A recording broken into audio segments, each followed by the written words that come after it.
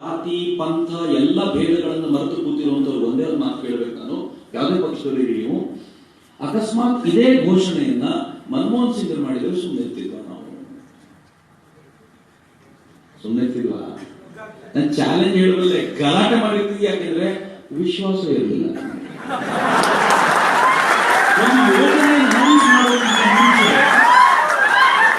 ನಾನು ಸಬ್ಸ್ಟಾನ್ಶಿಯೇಟ್ ಮಾಡ್ತೀನಿ. ನಾನು ಈ ಏನೋ ಮಾತು ಹೇಳ್ಬಿಟ್ಟಿದ್ದಾನೆ ಚಕ್ರವರ್ತಿ ಸುಮ್ಮನೆ ಏನೋ ಹೇಳ್ಬಿಡ್ತಾರೆ ಹಂಗೇನಿಲ್ಲ. ನರೇಂದ್ರ ಮೋದಿ ಘೋಷಣೆ ಮಾಡಿದ ನಂತರ ಆದರಣೀಯ ನರೇಂದ್ರ ಮೋದಿ ಹೇಳಿದಾಗಲೇ ಗೌರವಾನ್ವಿತ ಅಂತಾನೆ ಭಾವಿಸಬೇಕು. ಯಾಕೆಂದ್ರೆ ಆ ಮನುಷ್ಯನ ಬಗ್ಗೆ ಹೈಯೆಸ್ಟ್ ರೆಸ್ಪೆಕ್ಟ್ ಇದೆ ನನಗೆ. ಬಹುಶಃ ಇಷ್ಟು ರೆಸ್ಪೆಕ್ಟ್ ಎಲ್ಲ ಯಾರಿಗೂ ಮೋದಿ ಆದರಣೀಯ ಮೋದಿ ಅಂತಾನೆ ಭಾವಿಸ್ಕೊಳ್ಬೇಕು ಅಂತ ಅನ್ಕೊಂಡೆ ನಾನು ಈ ಮಾತನ್ನು ಹೇಳ್ತೀನಿ. ನರೇಂದ್ರ ಮೋದಿ ಅವರು ಯೋಜನೆ ತಗೊಂಡು ಬಂದ ನಂತರ ಜಗತ್ತಿನ ಅನೇಕ ಕಡೆ ಯೋಜನೆ ಕುರಿತಂತೆ ಚರ್ಚೆ ಆಗ್ತಿದೆ. ಜಗತ್ತಿನಲ್ಲಿ ಅನೇಕ ಪುಟ್ಟ ರಾಷ್ಟ್ರಗಳಿವೆ. ಅವರುಗಳು ಡಿಮಾನಿಟೈಸೇಷನ್ ಮಾಡಬೇಕಾದ್ರೆ 100 ಸಲ ಯೋಚನೆ ಮಾಡ್ತಾರೆ, ಹೆಂಗಪ್ಪ ಮಾಡೋದು, ಜನ ದಂಗೆ ಹೇಳ್ತಾರ, ಏನ್ ಮಾಡ್ತಾರ ಅಂತ.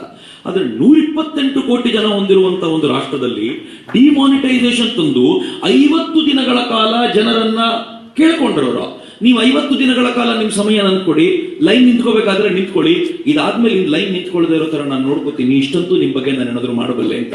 ಜನ ಸುಮ್ಮನಿದ್ರಲ್ಲ.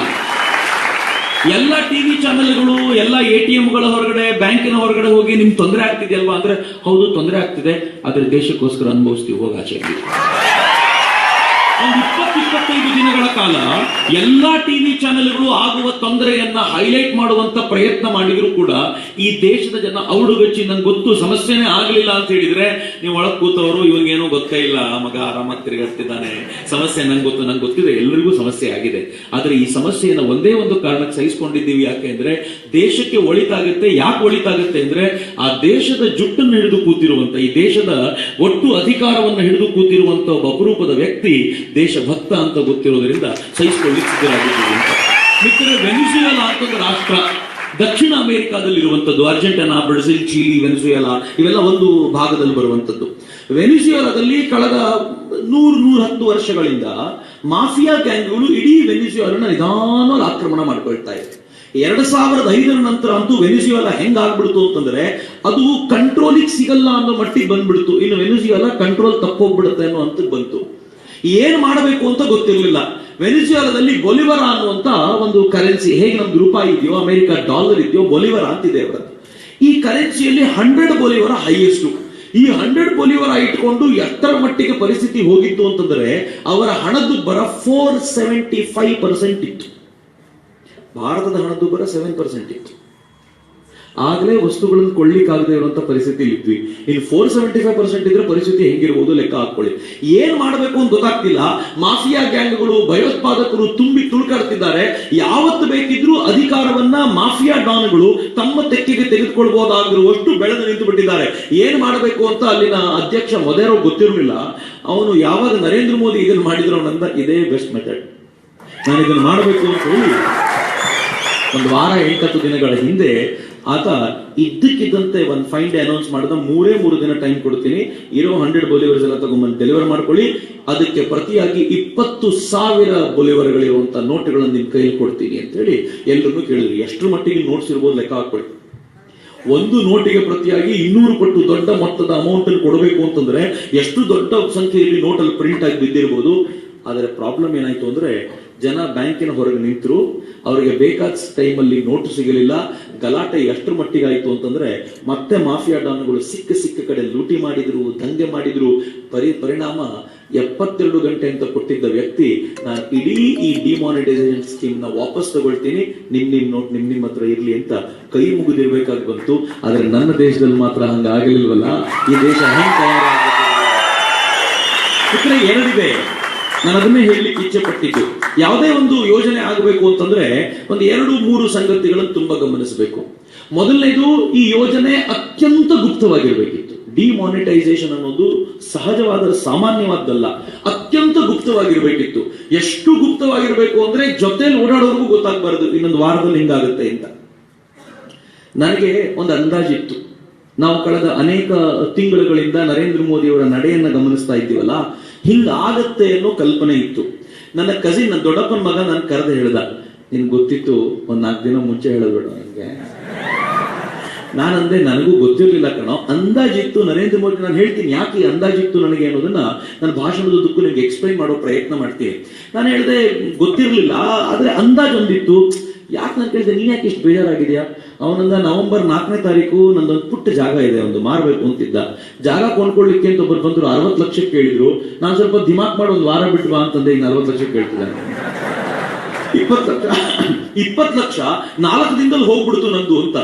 ಎಷ್ಟು ಗುಪ್ತವಾಗಿರ್ಬೇಕಿತ್ತು ಅಂತಂದ್ರೆ, ಸಣ್ಣಕ್ಕೆ ಸುದ್ದಿ ಲೀಕ್ ಆದ್ರೂ ಕೂಡ ಹಿಂಗ್ ಲೀಕ್ ಆಗಿ ಇಡೀ ದೇಶದಲ್ಲಿ ಯೋಜನೆ ಫೇಲ್ ಆಗುವ ಚಾನ್ಸಸ್ ಇತ್ತು.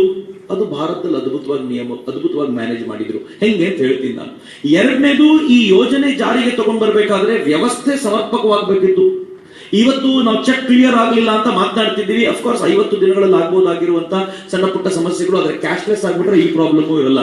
ನಿಮ್ಮ ಅಕೌಂಟಿಗೆ ನೇರವಾಗಿ ದುಡ್ಡು ಬಂದ್ಬಿಡುತ್ತೆ. ಅಕೌಂಟ್ ಟು ಅಕೌಂಟ್ ಟ್ರಾನ್ಸ್ಫರ್ ಆಗ್ಲಿಕ್ಕೆ ಶುರು ಆಗ್ಬಿಟ್ರೆ ಬ್ಯಾಂಕ್ ಈಸಿಯಾಗಿ ಮ್ಯಾನೇಜ್ ಮಾಡಬಹುದು, ಅನುಮಾನವೇ ಇಲ್ಲ. ಒಂದು ಹಂತಕ್ಕೆ ನಾವು ಅಪ್ಗ್ರೇಡ್ ಆಗಬೇಕಾದಂತ ಕೆಲಸ ಇದೆ. ಆದ್ರೆ ಯೋಚನೆ ಮಾಡಿ, ಈ ದೇಶದಲ್ಲಿರುವಂತ 2 ಲಕ್ಷ ATMಗಳು, ಸಾವಿರಾರು ಬ್ಯಾಂಕುಗಳು, ಇಷ್ಟು ಬ್ಯಾಂಕುಗಳಿಗೆ ಪ್ರಿಂಟ್ ಆಗಿರುವಂತ ಹೊಸ 2,000 ರೂಪಾಯಿ ನೋಟು ಒಂದು ದಿನದಲ್ಲಿ ತಲುಪಬೇಕು ಅಂತಂದ್ರೆ 100 ಕಿಲೋಮೀಟರ್ ದೂರ ಅನ್ಕೊಂಡಿದ್ದೀರಾ? ಭಾರತ ಏನು ಬಾಗಲಕೋಟೆನಾ? ನಾವು ಬಸ್ಸಲ್ಲಿ ತುಂಬಿಸ್ಕೊಂಡು ತಗೊಂಡೋಗಿ ಎಲ್ಲ ಬ್ಯಾಂಕ್ಗಳು ತಲುಪಿಸ್ಬಿಟ್ಟು ಬರ್ಲಿಕ್ಕೆ. ಒಂದು ಕಡೆ ನಾರ್ತ್ ಈಸ್ಟ್ ರೀಜನ್, ಅಲ್ಲಿ ಹೆಲಿಕಾಪ್ಟರ್ ಹೋಗೋದು ಕಷ್ಟ. ಒಂದ್ ಕಡೆ ಹಿಮಾಲಯನ್ ರೀಜನ್, ಒಂದ್ ಕಡೆ ದಖನ್ನ ಮರುಭೂಮಿ, ಇನ್ನೊಂದ್ ಕಡೆ ಕೆಳಕ್ಕೆ ಬಂದ್ರೆ ಸಮುದ್ರದ ರೀಜನ್ಗಳು. ಎಲ್ಲ ತರದ ವಿಭಿನ್ನವಾಗಿರುವಂತ ಈ ಟೆರೇನ್ ನಲ್ಲಿ ಎಲ್ಲರಿಗೂ 1 ರಿಂದ 2 ದಿನಗಳೊಳಗೆ ನೋಟು ತಲುಪಿಸಬೇಕು. ಈ ನೋಟು ತಲುಪಿಸುವಾಗ ಒಂದು ವಾರದ ಮುಂಚೆಯೂ ಕೂಡ ತಲುಪಿಸ್ತೀನಿ, ಯಾರಿಗೂ ಗೊತ್ತಿರಬಾರ್ದು. ಅರ್ಥ ಆಗ್ತಿದೆ ನಾನು ಹೇಳ್ತಿರೋದು. ನವೆಂಬರ್ 8ನೇ ತಾರೀಕು ರಾತ್ರಿ 9 ಗಂಟೆಯವರೆಗೂ ಈ ನೋಟ್ ಎಲ್ಲಿಂದ ಬರುತ್ತೆ, ಹೆಂಗ್ ಬರುತ್ತೆ ಅಂತ ಯಾರಿಗೂ ಗೊತ್ತಿಲ್ಲ. 5 ರಿಂದ 6 ಜನಕ್ಕೆ ಬಿಟ್ರೆ ಇಷ್ಟು ಸೀಕ್ರೆಟ್ ಆಗಿ ಮೇಂಟೈನ್ ಮಾಡಿ ನಮ್ಮ ಬ್ಯಾಂಕಿನವರೆಗೂ ದುಡ್ಡು ತಲುಪಿಸಿ, ಸ್ವಲ್ಪ ಕಷ್ಟದಲ್ಲಿರೋರು ಅಡ್ಜಸ್ಟ್ ಮಾಡ್ಕೊಳ್ಳಿ, ತಲುಪಿಸ್ತೀನಿ ಅಂತ ಹೇಳುವಂತ ಸಾಧನೆ ಮಾಡಿದ್ರಲ್ಲ, ಅದಕ್ಕೆ ಗೌರವ. ಮಿತ್ರರೇ, ಈ ಯೋಜನೆ ಹೆಂಗಿತ್ತು ಅಂತಂದ್ರೆ, ನವೆಂಬರ್ 8ನೇ ತಾರೀಕು ನರೇಂದ್ರ ಮೋದಿ ಅವರು ಈ ಘೋಷಣೆ ಮಾಡಿದಾಗ ಬಹಳ ಚೆನ್ನಾಗಿತ್ತು. ರಾತ್ರಿ ಸುಮಾರು 8 ಗಂಟೆಗೆ ಅನೌನ್ಸ್ ಮಾಡಿದ್ರು. 7ನೇ ತಾರೀಕು ನಾವು ಹುಡುಗರನ್ನ ಕೂರಿಸ್ಕೊಂಡು ಅರ್ಥಕ್ರಾಂತಿ ಅಂತ ಒಂದು ಪ್ರಪೋಸಲ್ ಇದೆ. 5 ಪ್ರಪೋಸಲ್ ಇದೆ ಅದರಲ್ಲಿ. ನಾನು ಯಾವ್ದು ಅಂತ ನಿಮ್ಗೆ ಹೇಳ್ತೀನಿ. 5 ಪ್ರಪೋಸಲ್. ಮೊದಲನೇ ನಾವು ಸರ್ಕಾರವನ್ನು ಕೇಳ್ಕೊಳ್ಳೋದು, ಈ ದೇಶದ ಎಲ್ಲರ ತಲೆ ಮೇಲೆ ಇರುವಂತಹ ಟ್ಯಾಕ್ಸ್ ಮೊದಲು ತೆಗೆದುಬಿಡಿ ಅಂತ. ಎಲ್ಲಿವರೆಗೂ ಟ್ಯಾಕ್ಸ್ ಇರುತ್ತೋ ಅಲ್ಲಿವರೆಗೂ ಬ್ಲಾಕ್ ಕ್ಯಾಶ್ ಜನರೇಟ್ ಆಗ್ತಿರುತ್ತೆ ಅಂತ. ನಂಗೆ ಗೊತ್ತಿದೆ, ನೀವೆಲ್ಲ ಜಮೀನ್ ಮಾರ್ತೀರಿ. ಜಮೀನ್ ಮಾರಿದ ನಂತರ 10 ಲಕ್ಷ ರೂಪಾಯಿ ಜಮೀನ್ ಮಾರಿದ್ರೆ ಸರ್ಕಾರಕ್ಕೆ 2 ಲಕ್ಷ ತೋರಿಸೋದು, ಉಳಿದ 8 ಲಕ್ಷ ತೋರಿಸಲ್ಲ. ಯಾಕೆಂದ್ರೆ 30% ಟ್ಯಾಕ್ಸ್ ಕಟ್ಟಬೇಕಲ್ಲ. ಯಾವನ್ ಕಟ್ತಾನೆ, ಬೇಡ ಹೋಗಯ್ಯ ಅಂತೀವಿ ಅಂತ. ಅದಕ್ಕೆ ಮುಚ್ಚಿಟ್ಕೊಳ್ಳೋಣ ಆ ದುಡ್ಡನ್ನ ಅಂತ. ನೀವು 30% ಟ್ಯಾಕ್ಸ್ ನೀವು ಕಟ್ಟದೇ ಬೇಡ ಅಂತ ಹೇಳ್ಬಿಡಿ. ನಮ್ ಜನ ಹೇಳ್ತಾರೆ 10 ಲಕ್ಷಕ್ಕೆ ಮಾರಿದೀವಿ ಸರ್, ಬ್ಯಾಂಕಲ್ಲಿ ಇಟ್ಕೊಳ್ಳಿ ಅದನ್ನ, ಧೈರ್ಯ ಅಂತ. ನೀವು ಒಮ್ಮೆ ಟ್ಯಾಕ್ಸ್ ಕ್ಲಿಯರ್ ಮಾಡಿ. ಈ ಟ್ಯಾಕ್ಸ್ ಕ್ಲಿಯರ್ ಮಾಡಿದ್ಮೇಲೆ ಏನ್ ಮಾಡಬೇಕು? 2ನೇ ಹಂತ, ಈ ದೇಶದ ಪ್ರತಿಯೊಬ್ಬರು ಕ್ಯಾಶ್ಲೆಸ್ ಆಗಿ ಎಲ್ಲ ವ್ಯವಹಾರವನ್ನ ಬ್ಯಾಂಕಿನ ಮೂಲಕ ಮಾಡೋದಾದ್ರೆ, ಬ್ಯಾಂಕಿನ ಮೇಲೆ ಟ್ರಾನ್ಸಾಕ್ಷನಲ್ ಟ್ಯಾಕ್ಸ್ ಅಂತ. ಒಮ್ಮೆ ನೀವು ಬ್ಯಾಂಕಿಂದ ಏನಾದ್ರು ತಗೊಂಡ್ರೆ, ಅಥವಾ ಯಾರಿಗಾದ್ರೂ 10,000 ರೂಪಾಯಿ ಮೊಬೈಲ್ ನೀವು ತಗೊಂಡು 10,000 ರೂಪಾಯಿ ಟ್ರಾನ್ಸ್ಫರ್ ಮಾಡಿದ್ರೆ, ಟ್ರಾನ್ಸ್ಫರ್ ಮಾಡಿ ಅವನಿಗೆ ಡಂಪ್ ಆಗುತ್ತಲ್ಲ ದುಡ್ಡು, ಅಲ್ಲಿ 2% ಟ್ಯಾಕ್ಸ್ ಕಟ್ ಮಾಡಿದ್ರೆ ಮುಗಿದೋಯ್ತು, ಪ್ರಾಬ್ಲಮೇ ಇಲ್ಲ ಅಂತ. ಈ 2% ಟ್ಯಾಕ್ಸ್ ಹಿಂಗ್ ಕಟ್ ಮಾಡಿದ್ರೆ ಎಷ್ಟು ಕಲೆಕ್ಟ್ ಆಗುತ್ತೆ ಗೊತ್ತಾ? ಇವತ್ತು ಎಷ್ಟು ಕಲೆಕ್ಟ್ ಮಾಡ್ತಿದೀವೋ ಟ್ಯಾಕ್ಸ್ ರೆವಿನ್ಯೂ ಅಂತ, ಅದರ 2.5 ಪಟ್ಟು ಹಣ ಬರೀ 2% ಟ್ರಾನ್ಸಾಕ್ಷನಲ್ ಟ್ಯಾಕ್ಸ್ ಅಲ್ಲಿ ಕಲೆಕ್ಟ್ ಆಗುತ್ತೆ. ಅಷ್ಟು ದೊಡ್ಡ ಹ್ಯೂಜ್ ಆಗಿರುವಂತ ಎಕಾನಮಿ ಭಾರತದ್ದು. ಅರ್ಥವೇ ಆಗಲಿಲ್ಲ ನಮ್ಗೆ ಯಾರಿಗೂ. 3ನೇದು ನಾವು ಕೇಳ್ಕೊಂಡ್ವಿ, 50 ರೂಪಾಯಿಗಿಂತ ಮೇಲ್ಪಟ್ಟ 100, 500, 1000 ಎಲ್ಲ ನೋಟುಗಳನ್ನ ಒಂದು ಫೈನ್ ಡೇ ಬ್ಯಾನ್ ಮಾಡಿ, ಅದಕ್ಕೊಂದು ಸ್ವಲ್ಪ ಸಮಯ ಕೊಟ್ಟು ಎಲ್ಲರದು ಬ್ಯಾಂಕಲ್ಲಿ ತಗೊಂಡ್ಬಿಡಿ, ಆನಂತರ ಭಾರತದ ಎಕಾನಮಿ ರನ್ ಆಗ್ಲಿಕ್ಕೆ ಶುರುವಾಗುತ್ತೆ ಅಂತ 3ನೇದು ನಾವು ಕೇಳ್ಕೊಂಡ್ವಿ. 4ನೇದು ನಾವು ಕೇಳ್ಕೊಂಡ್ವಿ, ನಗದು ವ್ಯವಹಾರ ಯಾರಾದ್ರೂ ಮಾಡಿದ್ರೆ ಟ್ಯಾಕ್ಸ್ ತಗೊಳ್ಬೇಡಿ. ಹಾಲು ಕೊಡ್ಲಿಕ್ಕೆ 20 ರೂಪಾಯಿ ಕೊಡಬೇಕು, 30 ರೂಪಾಯಿ ಕೊಡಬೇಕು, ತರಕಾರಿ ಅಂಗಡಿಗೆ 20 ರೂಪಾಯಿ ಕೊಡಬೇಕು, ಹೋಟ್ಲಲ್ಲಿ ಇಡ್ಲಿ ತಿನ್ಲಿಕ್ಕೆ 20 ರೂಪಾಯಿ ಕೊಡಬೇಕು, ಟ್ಯಾಕ್ಸ್ ತಗೋಬೇಡಿ. ಆದ್ರೆ 2,000 ರೂಪಾಯಿಗಿಂತ ಹೆಚ್ಚು ನಗದು ವ್ಯವಹಾರ ಮಾಡುವಂತಿಲ್ಲ ಅಂತ ರೂಲ್ ಮಾಡಬೇಡಿ. ಈ 5 ಪ್ರಪೋಸಲ್ ಕೇಳ್ಕೊಂಡಿದ್ವಿ.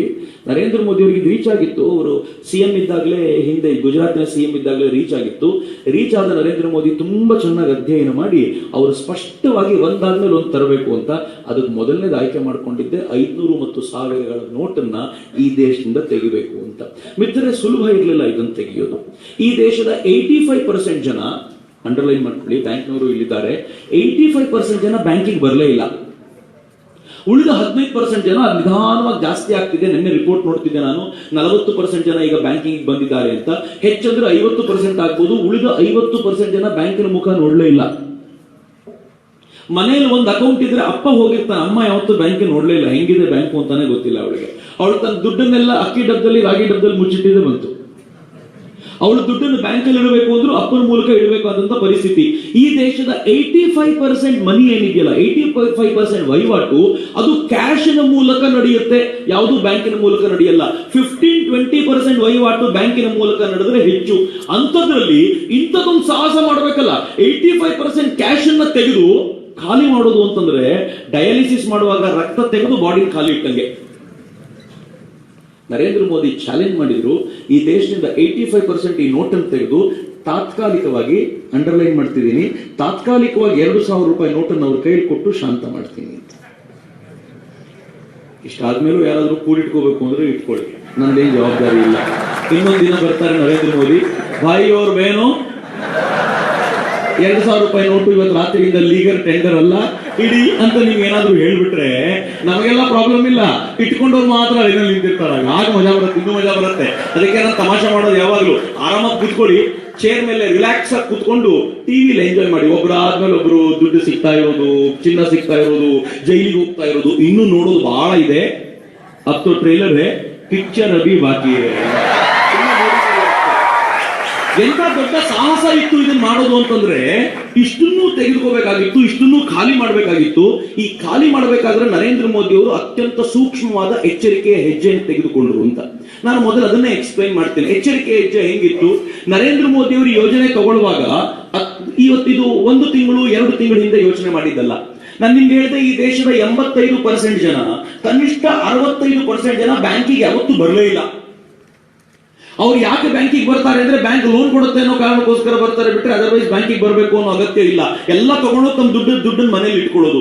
ದುಡ್ಡನ್ನು ಮನೇಲಿ ಇಟ್ಕೊಂಡಿರೋದು ಪ್ರಾಬ್ಲಮ್ ಏನ್ ಗೊತ್ತಾ, ದುಡ್ಡನ್ನ ಎಕನಾಮಿಕ್ಸ್ ಅರ್ಥಶಾಸ್ತ್ರದ ಪ್ರಕಾರ ಮೀಡಿಯಂ ಆಫ್ ಎಕ್ಸ್ಚೇಂಜ್ ಅಂತ ಕರೀತಾರೆ. It is not commodity. Commodity ಅಂದ್ರೆ ವಸ್ತು. ಉದಾಹರಣೆಗೆ ಈ ಪೆನ್ನು ಒಂದು ವಸ್ತು, ಇದು ಮೀಡಿಯಂ ಆಫ್ ಎಕ್ಸ್ಚೇಂಜ್ ಅಲ್ಲ. ಎಕ್ಸ್ಪ್ಲೈನ್ ಮಾಡ್ತೀನಿ ಹೆಂಗೆ ಅಂತ. ನಾನು ಬಾಗಲಕೋಟೆಯ ತರಕಾರಿ ಮಾರೋ ಅಂಗಡಿಗೆ ಹೋಗಿ ನಾನು ಇದನ್ನು ಕೊಡ್ತೀನಿ, 1 kg ಆಲೂಗಡ್ಡೆ ಕೊಡು ಅಂದ್ರೆ ಹೋಗು ಮುಂದಕ್ಕೆ ಅಂತ ನೋಡಿ. ಇದು ಮೀಡಿಯಂ ಆಫ್ ಎಕ್ಸ್ಚೇಂಜ್ ಯಾವತ್ತೂ ಆಗಲ್ಲ. ಯಾಕಂದ್ರೆ ಅವಳು ಇದನ್ನು ಕಿರಾಣಿ ಅಂಗಡಿ ಕೊಟ್ರೆ ಅವನೇನು ಕೊಡಲ್ಲ ಅವಳಿಗೆ, ಇದ್ರ ಪರ್ಯಾಯವಾಗಿ. ಅದ್ರ ಬದಲು ನಾನು 100 ರೂಪಾಯಿ ಕೊಟ್ರೆ ಅವಳಿಗೆ 100 ರೂಪಾಯಿಗೆ ತರಕಾರಿನೂ ಕೊಡ್ತಾಳೆ, ಚೇಂಜು ಕೊಡ್ತಾಳೆ. 100 ರೂಪಾಯಿ ಅನ್ನೋದು ಮೀಡಿಯಂ ಆಫ್ ಎಕ್ಸ್ಚೇಂಜ್, ಅದು ವಸ್ತುವಾಗಿ ಬಳಕೆ ಆಗಬಾರದು. ಯಾವತ್ತು 100 ರೂಪಾಯಿ ನೋಟು ವಸ್ತುವಾಗಿ ನಮ್ಮ ಜೇಬಿನಲ್ಲಿ ತುಂಬಾ ಹೊತ್ತಿರುತ್ತೋ ಅದು ದೇಶಕ್ಕೆ ಯಾವತ್ತಿದ್ರೂ ಅಪಾಯ.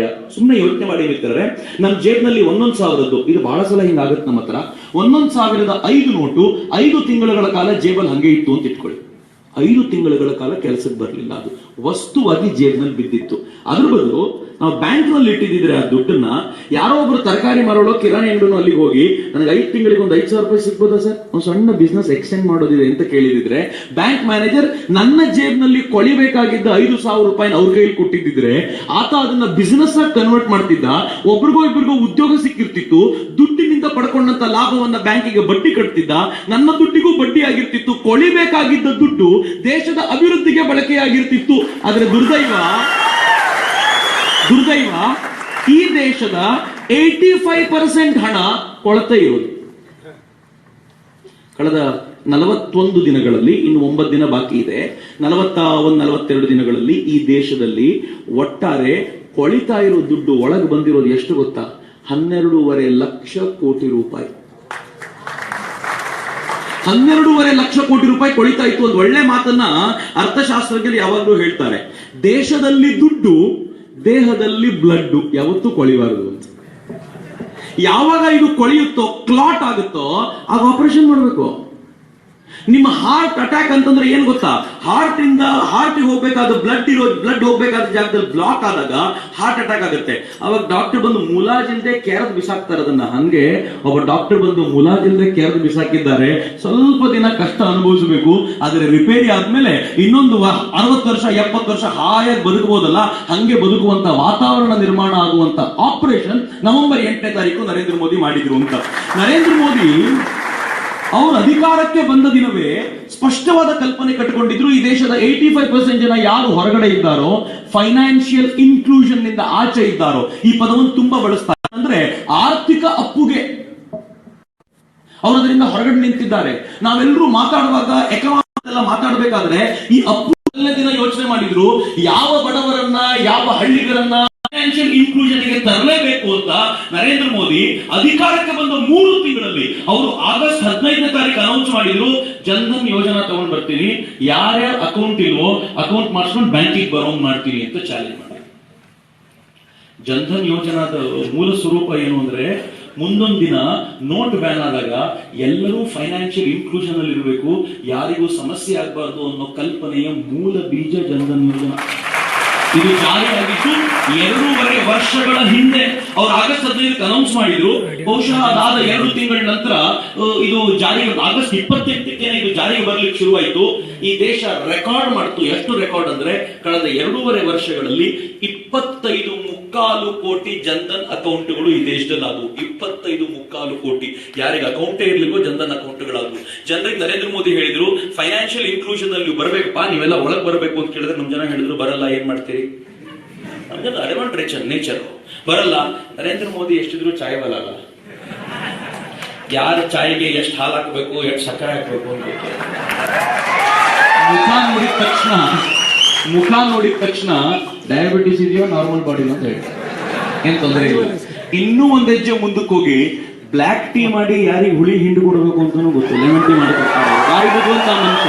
ಯಾವಾಗ ಈ ದೇಶದ ಜನ ನಾವು ಫೈನಾನ್ಷಿಯಲ್ ಇನ್ಕ್ಲೂಷನ್ ಗೆ ಬರಲ್ಲ ಅಂತ ಹೇಳಿದ್ರು, ನಾವು ಬ್ಯಾಕ್ ಬರಬೇಕು ಅಂತ ಕೇಳಿದ್ರು, ನರೇಂದ್ರ ಮೋದಿ ಹೇಳಿದ್ರು, ಇಷ್ಟು ದಿನ ಬ್ಯಾಂಕ್ ಅವ್ರು ನೀವು ಒಳಗೋದ್ರೆ 100 ರೂಪಾಯಿ ಮಿನಿಮಮ್ ಬ್ಯಾಲೆನ್ಸ್, 500 ರೂಪಾಯಿ ಚೆಕ್ಕಿಗೆ, 2000 ರೂಪಾಯಿ ATM ಕಾರ್ಡ್ಗೆ, ಹಿಂಗಂತಂದು ಹೈರಾಣ ಮಾಡಿದಾರೆ ತಾನೆ. ಏನು ತಲೆ ಕೆಡಿಸ್ಕೊಳ್ಬೇಡ, ನೀನ್ ಒಳಗ್ ಬಾ, ಅಕೌಂಟ್ ತೆಗೆದು ಹೋಗು, 0 ಬ್ಯಾಲೆನ್ಸ್ ಅಕೌಂಟ್ ಕೊಡ್ತೀನಿ ಅಂದ್ರು. ನಮ್ ಜನಕ್ಕೆ ಒಂಥರ ಮಜಾ ಅನಿಸ್ತು, ಪರವಾಗಿಲ್ಲ ಏನೋ ಹೊಸದಾಗಿದೆಯಲ್ಲ ಅಂತ. ಆಗ್ಲೂ ಹೇಳಿದ್ರು ಬರಲ್ಲ. ಯಾಕೆ ಬರಬೇಕು? ನರೇಂದ್ರ ಮೋದಿ ಹೇಳಿದ್ರು ಯಾಕೆ ಬರಬೇಕು ಅಂದ್ರೆ, 6 ತಿಂಗಳು ಸರಿಯಾಗಿ ಅಕೌಂಟ್ ಮ್ಯಾನೇಜ್ ಮಾಡಿದ್ರೆ 6 ತಿಂಗಳ ನಂತರ ನೀವು ವಿಶೇಷವಾಗಿ ಮನೆಯಲ್ಲಿರುವಂತಹ ಹೆಣ್ಣು ಮಕ್ಕಳಿಗೆ ಈ ಅಕೌಂಟಿನ ಮೇಲೆ 5,000 ರೂಪಾಯಿ ಓವರ್ ಡ್ರಾಫ್ಟ್ ತೆಗೆದುಕೊಳ್ಳುವಂತ ಅವಕಾಶ, ಓಡಿ ತೆಗೆದುಕೊಳ್ಳೋ ಅವಕಾಶ ಕೊಡಲಾಗುತ್ತೆ, ಬನ್ನಿ ಅಂದ್ರೆ ಜನ ಓಡಿ ಬಂದ್ರು. 22.5 ಕೋಟಿ ಅಕೌಂಟ್ಗಳಿಗೆ 25 ಕೋಟಿ ದಾಟಿತು. ಅಷ್ಟು ಅಕೌಂಟ್ಗಳು ಒಂದಾದ್ಮೇಲೆ ಒಂದಾದ್ವು. ನರೇಂದ್ರ ಮೋದಿ ಅಷ್ಟಕ್ಕೆ ಸುಮ್ಮನಾಗಿಲ್ಲ. ಸುಮ್ಮನೆ ಯೋಚನೆ ಮಾಡಿ, ಇವತ್ತು 25 ಕೋಟಿ ಅಕೌಂಟ್ಗಳಾದ ನಂತರ ಈ ದೇಶದ ಹೆಚ್ಚು ಕಡಿಮೆ 60% ಜನ ಫೈನಾನ್ಷಿಯಲ್ ಇನ್ಕ್ಲೂಷನ್ ಬಂದ್ರಲ್ಲ. ಅಕಸ್ಮಾತ್ ಇಷ್ಟು ಜನರನ್ನ ಫೈನಾನ್ಷಿಯಲ್ ಇನ್ಕ್ಲೂಷನ್ ಗೆ ಕರ್ಕೊಂಡು ಬರದೆ ಏಕಾಏಕಿ ಈ ಯೋಜನೆಯನ್ನು ಘೋಷಣೆ ಮಾಡಿದ್ದಿದ್ರೆ, ಯಾರ ಹತ್ರ ಈ ದುಡ್ಡಿದೆಯಲ್ಲ 25 ಕೋಟಿ ಅಕೌಂಟ್ಗಳು, ತಮ್ಮ ಹತ್ರ ಇದ್ದ 500,000 ರೂಪಾಯಿ ಯಾರಿಗೆ ಕೊಡಬೇಕಿತ್ತು? ಬ್ಯಾಂಕಿನ ಮುಂದೆ ಬಂದು ನಿಂತ್ಕೋಬೇಕಿತ್ತಲ್ಲ. ನಿಂತ್ಕೊಂಡು ಮೊದಲೇನ್ ಮಾಡ್ಬೇಕಿತ್ತು ಗೊತ್ತಾ? ಸರ ನನ್ನೊಂದು ಅಕೌಂಟ್ ತೆಗೀರಿ ಅಂತ ಹೇಳ್ಬೇಕಿತ್ತು. ಅದಕ್ಕೊಂದು ದೊಡ್ಡ ಲೈನು. ಈ ಅಕೌಂಟ್ ತೆಗೆಯುವಾಗ ಮ್ಯಾನೇಜರ್ಗಳು ಇವರು ಹೆಂಗೋ ತೆಕ್ಕೊಟ್ರೆ ಪರವಾಗಿಲ್ಲ, ಆಧಾರ್ ಕಾರ್ಡ್ ತಗೊಂಬ ಅಂದ್ರೆ ಆಧಾರ್ ಕಾರ್ಡ್ ತಗೊಂಬರಕ್ ಒಂದು ಫೋಟೋ ತೆಗಿಸ್ಲಿಕ್ಕೆ ಒಂದು ಲೈನ್ ನಿಲ್ಬೇಕಿತ್ತಲ್ಲ. ಆ ಮಿಷಿನ್ ಆಗ ಕೆಟ್ಟೋಗುತ್ತೆ, ಅಲ್ಲಿ ಗಲಾಟೆ, ಅದೊಂದು ವಾರ ಬಿಟ್ಟು ಬರುತ್ತೆ, ಬಂದಿಲ್ಲ ಅಂತ ಗಲಾಟೆ, ಅದು ಬಂದ್ಮೇಲೆ ಇಲ್ಲಿ ಓಡ್ ಬಂದು ಇಲ್ಲಿ ಲೈನ್ ನಿಂತ್ಕೊಂಡು ಇಲ್ಲಿ ಅಕೌಂಟ್ ಮಾಡ್ಕೋಬೇಕು. ಇಲ್ಲಿ ಅಕೌಂಟ್ ಮಾಡಿದ ನಂತರ ಇದನ್ನ ದುಡ್ಡು ಹಾಕ್ಲಿಕ್ಕೋಸ್ಕರ ಮತ್ತೊಂದು ಲೈನ್ ನಿಲ್ಬೇಕು. ಜನ 100% ವೆನಿಜುಯೆಲಾದಲ್ಲಿ ಹೆಂಗ್ ದಂಗೆ ಆಗಿರ್ತಿತ್ತು, ಭಾರತದಲ್ಲೂ ದಂಗೆ ಆಗಿರ್ತಿತ್ತು. ನರೇಂದ್ರ ಮೋದಿ 2.5 ವರ್ಷದ ಹಿಂದೆ ಯೋಚನೆ ಮಾಡಿದ್ರು. ಆದ್ರೆ ನಮ್ ಜನ ಬಹಳ ವಿಚಿತ್ರ ಇದ್ದಾರೆ. ನರೇಂದ್ರ ಮೋದಿ ಹೇಳಿದ್ರು 0 ಬ್ಯಾಲೆನ್ಸ್ ಅಕೌಂಟ್ ಅಂತ. ಇವ್ರಂದ್ರೆ ಯಾಕೆ 0 ಬ್ಯಾಲೆನ್ಸ್ ಇಡ್ಬೇಕು, ದುಡ್ಡು ಇಟ್ಟೇ ಇಡ್ತೀವ್ರಿ ನಾವು. ಈ ಯೋಜನೆ ಅನೌನ್ಸ್ ಆಗೋಕ್ಕಿಂತ ಮುಂಚೆನೆ ಜನ್ಧನ್ ಅಕೌಂಟ್ ನಲ್ಲಿ 45,000 ಕೋಟಿ ರೂಪಾಯಿ ಬಂದ್ಬಿತ್ತು 0 ಬ್ಯಾಲೆನ್ಸ್ ಅಕೌಂಟ್ಗಳಲ್ಲಿ. ಈ 0 ಬ್ಯಾಲೆನ್ಸ್ ಅಕೌಂಟ್ಗಳಲ್ಲಿ ಈ ಯೋಜನೆ ಅನೌನ್ಸ್ ಆಗಿ ಇವತ್ತಿನವರೆಗೂ, ಬಹುಶಃ 4 ದಿನಗಳ ಹಿಂದಿನ ರೆಕಾರ್ಡ್ ನಾನು ಹೇಳ್ತಿರೋದು, ಇನ್ನೊಂದು 26,000 ಕೋಟಿ ರೂಪಾಯಿ ಅಡಗಿದೆ. ಹೆಚ್ಚು ಕಡಿಮೆ 70ರಿಂದ 80,000 ಕೋಟಿ ರೂಪಾಯಿ ಈ ಜನ್ಧನ್ ಅಕೌಂಟ್ಗಳಲ್ಲಿ ಬಂದು ಸೇರ್ಕೊಂಡಿದೆಯಲ್ಲ, ಇದು ಅಪರೂಪದ ಸಾಧನೆ ನರೇಂದ್ರ ಮೋದಿ ಮಾಡಿದ್ದು. ಆದ್ರೆ ಇಲ್ಲಿಗೆ ಸುಮ್ಮನಾಗ್ಲಿಲ್ಲ ಪುಣ್ಯಾತ್ಮ. ಅವ್ರು ಹೇಳಿದ್ರು, ಈ ಜನ್ಧನ್ ಅಕೌಂಟ್ಗೆ ನೀವೇ ಆಧಾರ್ ಕನೆಕ್ಟ್ ಮಾಡಬಾರದು, KYC ಅಂತ ಕರೀತಾರೆ, ನೋ ಯುವರ್ ಕಸ್ಟಮರ್. ಒಂದು ಅಪ್ಲಿಕೇಶನ್ ತುಂಬಿ ಆಧಾರ್ ಒಂದು ಕನೆಕ್ಟ್ ಮಾಡಿ. ನಮ್ಮ ಜನ ಹೇಳಿದ್ರು ಯಾಕೆ ಮಾಡಬೇಕು? ನರೇಂದ್ರ ಮೋದಿ ಹೇಳಿದ್ರು ಮಾಡಲೇಬೇಕು. ಯಾಕೆಂದ್ರೆ ಇನ್ ಮುಂದೆ ನಿಮ್ ನರೇಗಾ ಸ್ಕೀಮಿನ ದುಡ್ಡೆಲ್ಲ ನಿಮಗೆ ನೇರವಾಗಿ ಅಲ್ಲೇ ಯಾರೋ ವಿಲೇಜ್ ಅಕೌಂಟೆಂಟ್ ಕೊಡಲ್ಲ, ನಿಮ್ಮ ಅಕೌಂಟಿಗೆ ಬರುತ್ತೆ. ಆಗ ಆಧಾರ್ ಕನೆಕ್ಟ್ ಆಗಿದ್ರೆ ನೀವೇ ಅಂತ ಗುರುತಿಸ್ಲಿಕ್ಕೆ ಅನುಕೂಲ ಆಗುತ್ತೆ ಅಂತ ಜನ ಮಾಡ್ಬೇಕಲ್ಲ. ಹಂಗಿದ್ರೆ ಅಂತ ಬಂದ್ರು, ಆಧಾರ್ ಕನೆಕ್ಟ್ ಮಾಡಿದ್ರು. ಈಗ almost all Jan Dhan accounts Aadhaar connected. ಈ ಸಿಟಿಯಲ್ಲಿರೋ ಕೆಲವು ಬುದ್ಧಿವಂತರಿರ್ತಾರಲ್ಲ, ಅವ್ರಿಗೆ ಆಧಾರ್ ಕನೆಕ್ಟ್ ಮಾಡ್ಕೊಳ್ಳಿ ಅಂತಂದ್ರೆ ಅವರಂದ್ರು ನಾವ್ಯಾಕೆ ಕನೆಕ್ಟ್ ಮಾಡಬೇಕು? ನರೇಂದ್ರ ಮೋದಿ ಹೇಳಿದ್ರು ಯಾಕೆ ಅಂದ್ರೆ ಗ್ಯಾಸ್ ಸಬ್ಸಿಡಿ ನಿಮ್ಗೆ ಇನ್ ಮುಂದೆ ಅಲ್ಲಿ ಗ್ಯಾಸ್ ಅಂಗಡಿಯಲ್ಲಿ ಕೊಡಲ್ಲ, ನೇರವಾಗಿ ಅಕೌಂಟಿಗೆ ಬರುತ್ತೆ ಅಂದಾಗ 400 ರೂಪಾಯಿ ಮಾಡಬೇಕು ಅಂದ್ರೆ ಜನ ಆಧಾರ್ ಕಾರ್ಡು ತಗೊಂಡ್ಬಂದ್ರು, ಕನೆಕ್ಟ್ ಮಾಡ್ಬಿಟ್ರು. ಎಷ್ಟು ಚೆನ್ನಾಗಿದೆ ಅಂತಂದ್ರೆ, ಇನ್ನು ಮುಂದೆ ಸರ್ಕಾರದ ಯಾವ ಸವಲತ್ತುಗಳು ನರೇಂದ್ರ ಮೋದಿ ಅವರು ತಂದಿರುವಂತಹ ಒಂದು ಯೋಜನೆ ನಂಗೆ ಬಹಳ ಖುಷಿ ಆಯ್ತು. ಇದು ಇನ್ನು ಮುಂದೆ ಸರ್ಕಾರದ ಯಾವ ಸವಲತ್ತುಗಳು ಕಳೆದ 7-8 ತಿಂಗಳ ಹಿಂದೆ ಬಂತಿದ್ದು, ಯಾವ ಸವಲತ್ತುಗಳು ಕೂಡ ನಿಮಗೆ ಹೊರಗಡೆಯಿಂದ ಬರಲ್ಲ, ನೇರವಾಗಿ ಅಕೌಂಟಿಗೆ ಬರುತ್ತೆ. ಇವತ್ತು ಯಾವ ಕ್ಯಾಶ್ಲೆಸ್ ದುನಿಯಾ ಮಾಡಬೇಕು ಅಂತ ನಾವು ಯೋಚನೆ ಮಾಡ್ತಿದೀವಲ್ಲ, ಸರ್ಕಾರದ ಫಲಾನುಭವಿಗಳಿಗೆ ತೊಂದರೆ ಆಗುತ್ತೆ ಅಂತ ಅನೇಕರು ಮಾತನಾಡ್ತಿದ್ದಾರಲ್ಲ, ನರೇಂದ್ರ ಮೋದಿ 8 ತಿಂಗಳ ಹಿಂದೆ ಹೆಜ್ಜೆ ಇಟ್ಟಾಗಿದೆ. ಇನ್ನು ಮುಂದೆ ಫಲಾನುಭವಿಗಳಿಗೆ ದುಡ್ಡು ಹೊರಗಡೆಯಿಂದ ಬರಲ್ಲ, ಬ್ಯಾಂಕಿನ ಮೂಲಕ ಕಂಪಲ್ಸರಿ ಹೋಗಬೇಕು ಅಂತ ಬೇಕಾಗಿರೋ ಎಲ್ಲ ವ್ಯವಸ್ಥೆ ಮಾಡಿ ಆಗಿದೆ. ಕ್ಯಾಶ್ಲೆಸ್ ದುನಿಯಾಕ್ಕೆ ಅವ್ರು ಆಗ್ಲೇ ಹೆಜ್ಜೆ ಇಟ್ಟಾಗೋಗಿದೆ ಅಂತ ಇಷ್ಟಕ್ಕೆ ಸುಮ್ಮನಾಗಲಿಲ್ಲ ಅವರು. ನನ್ಗೆ ಬಹಳ ಖುಷಿ ಏನು ಅಂದ್ರೆ, ನರೇಂದ್ರ ಮೋದಿ ಅವರು 2ನೇ ಹಂತಕ್ಕೆ ಹೋದ್ರು. ಈ ದೇಶದ ಮಧ್ಯಮ ವರ್ಗದ ಜನಕ್ಕೆ ಉಪಯೋಗ ಆಗಬೇಕು. ಇನ್ನು ಮುಂದೆ ಈ ನೋಟುಗಳನ್ನ ಖಾಲಿ ಮಾಡಿದ ನಂತರ ಕ್ಯಾಶ್ಲೆಸ್ ಆಗ್ಲಿಕ್ಕೆ ಏನಾದ್ರೂ ವ್ಯವಸ್ಥೆ ಆಗಬೇಕು ಅಂತ ಒಂದು 6-7 ತಿಂಗಳ ಹಿಂದೆ ಎಲ್ಲ ಬ್ಯಾಂಕ್ಗಳಿಗೂ ತಾಕೀತ್ ಮಾಡಿದ್ರು. ತಾಕೀತ್ ಮಾಡಿ ಯೂನಿಫೈಡ್ ಪೇಮೆಂಟ್ ಇಂಟರ್ಫೇಸ್ ಅನ್ನುವಂತ ಒಂದು ಯೋಜನೆ ತಗೊಂಡು ಬಂದ್ರು. ಆ ಯೋಜನೆ ಏನು ಅಂದ್ರೆ, ಬ್ಯಾಂಕ್ಗಳು ಕಂಪಲ್ಸರಿ ತಮ್ಮದೇ ಆದ ಒಂದು ಅಪ್ಲಿಕೇಶನ್ ತಯಾರು ಮಾಡ್ಕೋಬೇಕು, ಮೊಬೈಲ್ ಅಲ್ಲಿ ಡೌನ್ಲೋಡ್ ಮಾಡೋಂಗಿರ್ಬೇಕದು. ಆ ಅಪ್ಲಿಕೇಶನ್ ನಲ್ಲಿ ಮನೆಯಲ್ಲೇ ಕೂತ್ಕೊಂಡು ತನ್ನ ದುಡ್ಡನ್ನು ಟ್ರಾನ್ಸ್ಫರ್ ಮಾಡೋದು, ದುಡ್ಡನ್ನು ತೆಗೆಯೋದು, ಯಾರಿಗೋ ಕಳಿಸೋದು, ಇವೆಲ್ಲವೂ ಎಲ್ರಿಗೂ ಅನುಕೂಲ ಆಗುವಂತ ಅಪ್ಲಿಕೇಶನ್ ಮಾಡಬೇಕು ಅಂತ ಬ್ಯಾಂಕ್ಗಳಿಗೆ ತಾಕೀತ್ ಮಾಡಿದ್ರು. ಅವತ್ತು ಬ್ಯಾಂಕ್ಗಳು ಕೇಳಿಲ್ಲ, ಯಾಕೆ ಅರ್ಜೆಂಟ್ ಮಾಡ್ತಿದ್ದೀರಿ ಅಂತ ಯಾರಿಗೂ ಗೊತ್ತೇ ಇರಲಿಲ್ಲ. ಬಟ್ ನರೇಂದ್ರ ಮೋದಿ ಪ್ಲಾನ್ ಇತ್ತು, ಇಲ್ಲಿಂದ 6-8 ತಿಂಗಳ ನಂತರ ನಾನು ಈ ಡಿಮಾನಿಟೈಸೇಷನ್ ಮಾಡಿದ ಮೇಲೆ ಮುಂದಿನ ಹಂತ ಲೆಸ್ ಕ್ಯಾಶ್ ಇಂಡಿಯಾ ಆಗಬೇಕು, ಅದಕ್ಕೆ ಬ್ಯಾಂಕ್ಗಳು ತಯಾರಾಗಿರಬೇಕು ಅಂತ ಆವತ್ತೇ ಬ್ಯಾಂಕ್ಗಳನ್ನು ತಯಾರು ಮಾಡಿದ್ರು. ಯಾರಿಗೂ ಅಂದಾಗಿರಲಿಲ್ಲ. ಇಷ್ಟು ಮಾಡಿದ ನರೇಂದ್ರ ಮೋದಿ ಎಲ್ಲ ಮಧ್ಯಮ ವರ್ಗದವ್ರಿಗೆ ಉಪಯೋಗ ಆಗಲಿಕ್ಕೆ ಈ ಆಪ್ಗಳನ್ನು ಡೆವಲಪ್ ಮಾಡಿಸಿದ್ರು. ಅದಾದ್ಮೇಲೆ 3ನೇ ಹಂತಕ್ಕೆ ಶ್ರೀಮಂತರಿಗೆ ಹೇಳಿದ್ರು, ನಿಮ್ಮ ಹತ್ರ ದುಡ್ಡು ತುಂಬಾ ಇದೆಯಲ್ಲಪ್ಪ, ಈ ದುಡ್ಡನ್ನು ತಂದು ಕಟ್ಟುಬಿಡಿ ಬ್ಯಾಂಕಿಗೆ, ನೀವೇ ಡಿಸ್ಕ್ಲೋಜರ್ ಮಾಡಬೇಡಿ. ನನ್ನ ಹತ್ರ 1 ಕೋಟಿ 15 ಕೋಟಿ ರೂಪಾಯಿ ಇದೆ, ಈ ದುಡ್ಡು ಎಲ್ಲಿಂದ ಬಂತು ನನಗೂ ಗೊತ್ತಿಲ್ಲ, ಕಟ್ಟುಬಿಡ್ತೀನಿ, ಟ್ಯಾಕ್ಸ್ ತಕ್ಕೊಳ್ಳಿ ಅಂದ್ಬಿಟ್ರೆ ನಾವು ಕೇಳಲ್ಲ ಅಂದ್ರು. ಅವರಿಗೆ 45% ಟ್ಯಾಕ್ಸ್ ಕಟ್ಟಿ ನೀವು ಉಳಿದಿದ್ದು ತಗೊಂಡು ಹೋಗಿ ಅಂತಂದ್ರು. ಅನೇಕರು ಕಟ್ಟಿದ್ರು. ಒಂದು 65-70 ಸಾವಿರ ಕೋಟಿ ರೂಪಾಯಿ ಒಳಗೆ ಬಂತು. ಒಂದು 30 ಸಾವಿರ ಕೋಟಿ ರೂಪಾಯಿ ಈ ದೇಶಕ್ಕೆ ಪ್ರಾಫಿಟ್ ಬಂತು. ಇಷ್ಟಾಯ್ತು.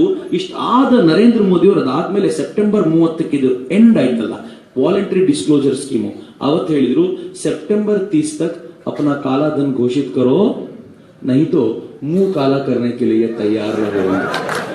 ಅನೇಕರು ಈಗ ಹೊಟ್ಟೆ ಉರಿಸ್ಕೊಳ್ತಿದ್ದಾರೆ, ಮೊದಲೇ ಗೊತ್ತಾಗಿದ್ದಿದ್ರೆ ನಾನು ಆಗಲೇ ಕಟ್ಬಿಟ್ಟು ಕ್ಲಿಯರ್ ಆಗಿಬಿಟ್ಟಿರ್ತಿದ್ದೆ, ಇಲ್ಲಿವರೆಗೂ ಉಳಿಸ್ಕೊಳ್ಳೋದೇ ಬೇಡ ಆಗಿತ್ತು ಅಂತ. ಸೆಪ್ಟೆಂಬರ್ 30ರ ನಂತರ ನರೇಂದ್ರ ಮೋದಿ ಅವರ ಚಟುವಟಿಕೆ ತೀವ್ರವಾಯಿತು. ಎಲ್ಲಿವರೆಗೂ ಅಂದ್ರೆ, ಇದಕ್ಕೆ 10 ತಿಂಗಳ ಮುಂಚೆ, ನವೆಂಬರ್ಗೆ 10 ತಿಂಗಳ ಮುಂಚೆ ನರೇಂದ್ರ ಮೋದಿ ಅವರು ರಿಸರ್ವ್ ಬ್ಯಾಂಕ್ ಆಫ್ ಇಂಡಿಯಾದ ಗವರ್ನರ್ನ ಕರೆದು ಅವ್ರ ಜೊತೆ ಮಾತಾಡಿದ್ರು. ಮಾತಾಡಿ ಕೇಳ್ಕೊಂಡ್ರು, ನಾವು ನೋಟುಗಳನ್ನ ಪ್ರಿಂಟ್ ಮಾಡಬೇಕು, ನಿಮ್ಮ ಸಲಹೆ ಏನು ಅಂತ. ಈ ಗವರ್ನರ್ ರಘುರಾಮ್ ರಾಜನ್ ಇದ್ದಲ್ಲ, ಹಳೆ ಗವರ್ನರು, ಚಿದಂಬರಂ ಕರ್ಕೊಂಡು ಬಂದಂತ ಗವರ್ನರ್, ಚಿದಂಬರಂದೇ ತಲೆ. ಅವ್ರು ಹೇಳಿದ್ರು 1000 ನೋಟ್ ಸಾಕಾಗಲ್ಲ ನಮಗೆ, 5000 10,000 ನೋಟ್ ತಗೊಂಡ್ಬರೋಣ ಅಂತ. ನರೇಂದ್ರ ಮೋದಿ ಹೇಳಿದ್ರು, ವೆರಿ ಗುಡ್, ಒಳ್ಳೆ ಐಡಿಯಾ, ಇನ್ನು ಹೇಳಿದ್ರೆ ಸುದ್ದಿ ಹಬ್ಬುತ್ತಲ್ಲ, ಅದ್ರ ಜೊತೆಗೆ 2000 ಒಂದು ತಗೊಂಡ್ಬರೋಣ ಅಂತ.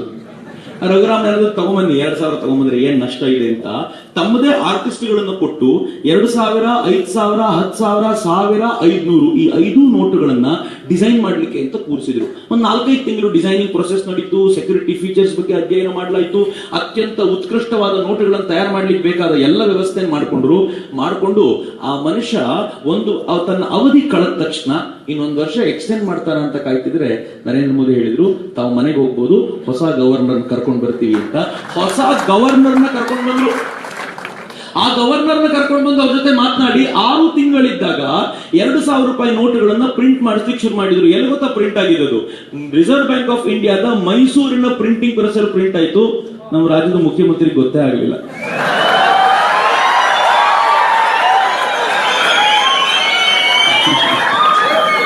ಮಿತ್ರರೇ, ಸಿದ್ದರಾಮಯ್ಯನವರು ಪಾಪ ನವೆಂಬರ್ 8ನೇ ತಾರೀಕು ನರೇಂದ್ರ ಮೋದಿ ಘೋಷಣೆ ಮಾಡಿದ ನಂತರ ನವೆಂಬರ್ 9ನೇ ತಾರೀಕು ಅವರು ಹೇಳಿದ್ರು, ಯೋಜನೆ ಬಹಳ ಅದ್ಭುತವಾಗಿದೆ. ಅನ್ಕೊಂಡ್ರೆ ಪರವಾಗಿಲ್ಲ, ಆರ್ಥಿಕ ತಜ್ಞರು ಅಂತ ಎಲ್ಲರೂ ಹೇಳ್ತಿದ್ರಲ್ಲ, ಆರ್ಥಿಕ ತಜ್ಞರು ಕೊನೆಗೂ ಒಪ್ಪಿಕೊಂಡ್ರಲ್ಲ ಈ ಯೋಜನೆ ಅಂತ ಬಹಳ ಖುಷಿ ಆಯ್ತು. ನಮ್ಮ ಸಿಎಂ ಬಗ್ಗೆ ಇದಕ್ಕಾದ್ರೂ ಹೆಮ್ಮೆ ಪಡಬಹುದು ಅಂತ. 3 ದಿನ ಆದ್ಮೇಲೆ ಹೇಳಿದ್ರು, ಯೋಜನೆ ಕೆಟ್ಟದಾಗಿದೆ. ಅವ್ರಿಗೆ ಯೋಜನೆ ಅರ್ಥ ಆಗ್ಲಿಕ್ಕೆ 3 ದಿನ ಬೇಕಾಗಿತ್ತು. ಏನು ಅಂತಾನೆ ಗೊತ್ತಾಗಿರ್ಲಿಲ್ಲ. ಅವ್ರು ಹೇಳಿದ್ ಬಹಳ ಚೆನ್ನಾಗಿದೆ. ಅವರು ಮತ್ತು ಅವರ ಕೆಲವು ಮಂತ್ರಿ ವರೇಣ್ಯರು ಅವ್ರು ಹೇಳಿದ್ರು, ಈ ಯೋಜನೆ ಕೆಟ್ಟದಾಗಿದೆ, ಬಡವರಿಗೆ ತುಂಬಾ ಅನ್ಯಾಯ ಆಗುತ್ತೆ, ಕೆಲವು ದಿನಗಳ ಮುಂಚೆ ಬಡವರಿಗೆ ಇದನ್ನು ಹೇಳಬೇಕಿತ್ತು, ಆಮೇಲೆ ಮಾಡಬೇಕಿತ್ತು ಅಂತ. ಮುಂಚೆ ಹೇಳ್ಬೇಕಾಗಿದ್ದು ಬಡವರಿಗಲ್ಲ, ಒಂದು ವಾರದ ಮುಂಚೆ ನಂಗೆ ಗೊತ್ತಾಗಿದ್ರೆ ಎಷ್ಟು ಚೆನ್ನಾಗಿರ್ತಿತ್ತು ಅಂತ ಟೆನ್ಷನ್ ಆಗೋಗಿತ್ತು ಅವರಿಗೆ.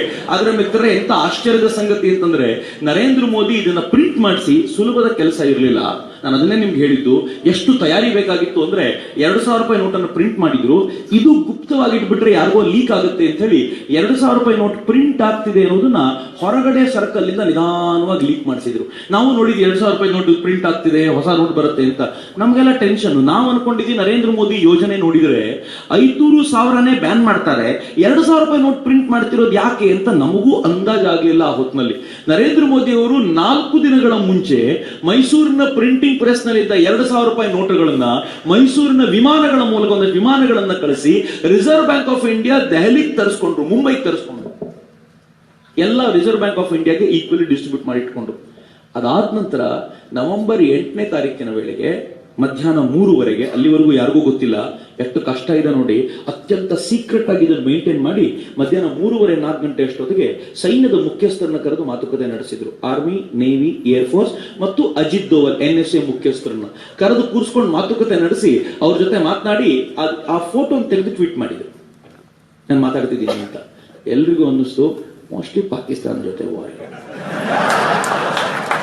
ಸತ್ಯ ಹೇಳಬೇಕು ಅಂದ್ರೆ, ನಾನು ಆ ಟ್ವೀಟ್ ನೋಡಿದ ತಕ್ಷಣ ಅನ್ಕೊಂಡೆ ಪಾಕಿಸ್ತಾನ ಜೊತೆಗೆ ಯುದ್ಧನ ಅಂತ ಅನ್ಕೊಂಡೆ. ಯಾಕಂದ್ರೆ ಮುಖ್ಯಸ್ಥರು ನೀನ್ ಯಾಕೆ ಕರೆಸ್ತಾರೆ, ನನಗೂ ಅದು ಅರ್ಥ ಆಗ್ಬೇಕು ಅಂದ್ರೆ 2 ದಿನ ಬೇಕಾಯ್ತು. 2 ದಿನ ಆರ್ಗನೈಸೇಷನ್ ತಂದಾಗ ಪ್ರತಿಪಕ್ಷಗಳು ಗೂಂಡಾಗಳನ್ನು ಕರ್ಕೊಂಡು ಬಂದು ದಂಗೆ ಎಬ್ಬಿಸಿದ್ವಂತೆ. ಆಗ ಅದನ್ನ ಕಂಟ್ರೋಲ್ ಮಾಡ್ಲಿಕ್ಕಾಗದೆ ಮಯನ್ಮಾರ್ ಸರ್ಕಾರ ಡಿಮಾನಿಟೈಸೇಷನ್ ವಾಪಸ್ ತೆಗೆದುಕೋಬೇಕಾಗಿ ಬಂದಿತ್ತು. ನರೇಂದ್ರ ಮೋದಿ ಸೈನ್ಯದ ಮುಖ್ಯ ಪರಿಸ್ಥಿತಿ ಬಂದ್ರೆ ದೇಶವನ್ನ ಕಂಟ್ರೋಲ್ ಮಾಡಬೇಕಾದ ಹೊಣೆಗಾರಿಕೆ ನಿಮ್ದು ಅಂತ ಹೇಳುತ್ತಿತ್ತು. ಈ ಮನುಷ್ಯ ಒಂದೆರಡು ಕೆರೆ ನೀರು ಕುಡಿದಿರೋದಲ್ಲ ಅಂತ ಅವ್ರು ತುಂಬಾ ಸ್ಪಷ್ಟವಾಗಿ ಒಂದು ಮಾತು ಹೇಳಿದ್ರು. ನೀವೆಲ್ಲ ಕೇಳಿದ್ರೋ ಇಲ್ವೋ, ಗೋವಾದಲ್ಲಿ ಹೇಳಿದ್ರು. ನನಗೆ ಆ ಭಾಷಣ ಇವತ್ತಿಗೂ ಆ ಭಾಷಣ ಕೇಳಿದ್ರೆ ಕಣ್ಣಲ್ಲಿ ನೀರು ಬರುತ್ತೆ ನನಗೆ. ಗೋವಾದಲ್ಲಿ ಮಾತನಾಡ್ತಾ ನರೇಂದ್ರ ಮೋದಿ ಹೇಳಿದ್ರು, ನಾನು ಪ್ರಧಾನಮಂತ್ರಿ ಆಗಿರೋದು ಕುರ್ಚಿ ಮೇಲೆ ಸುಮ್ಮನೆ ಕೂತ್ಕೊಂಡು ಹೋಗ್ಲಿಕ್ಕಲ್ಲ, ದೇಶದ ಸೇವೆ ಮಾಡಬೇಕು ಅಂತ. ಆಪ್ ಜಿಂದಾ ಭಿ ಜಲಾ ದೋಗೆ ತೋ ಭಿ ಮೇ ದೇಶ ಸೇವಾ ಕರ್ತಾ ಹೀ ರಹೂಂಗಾ.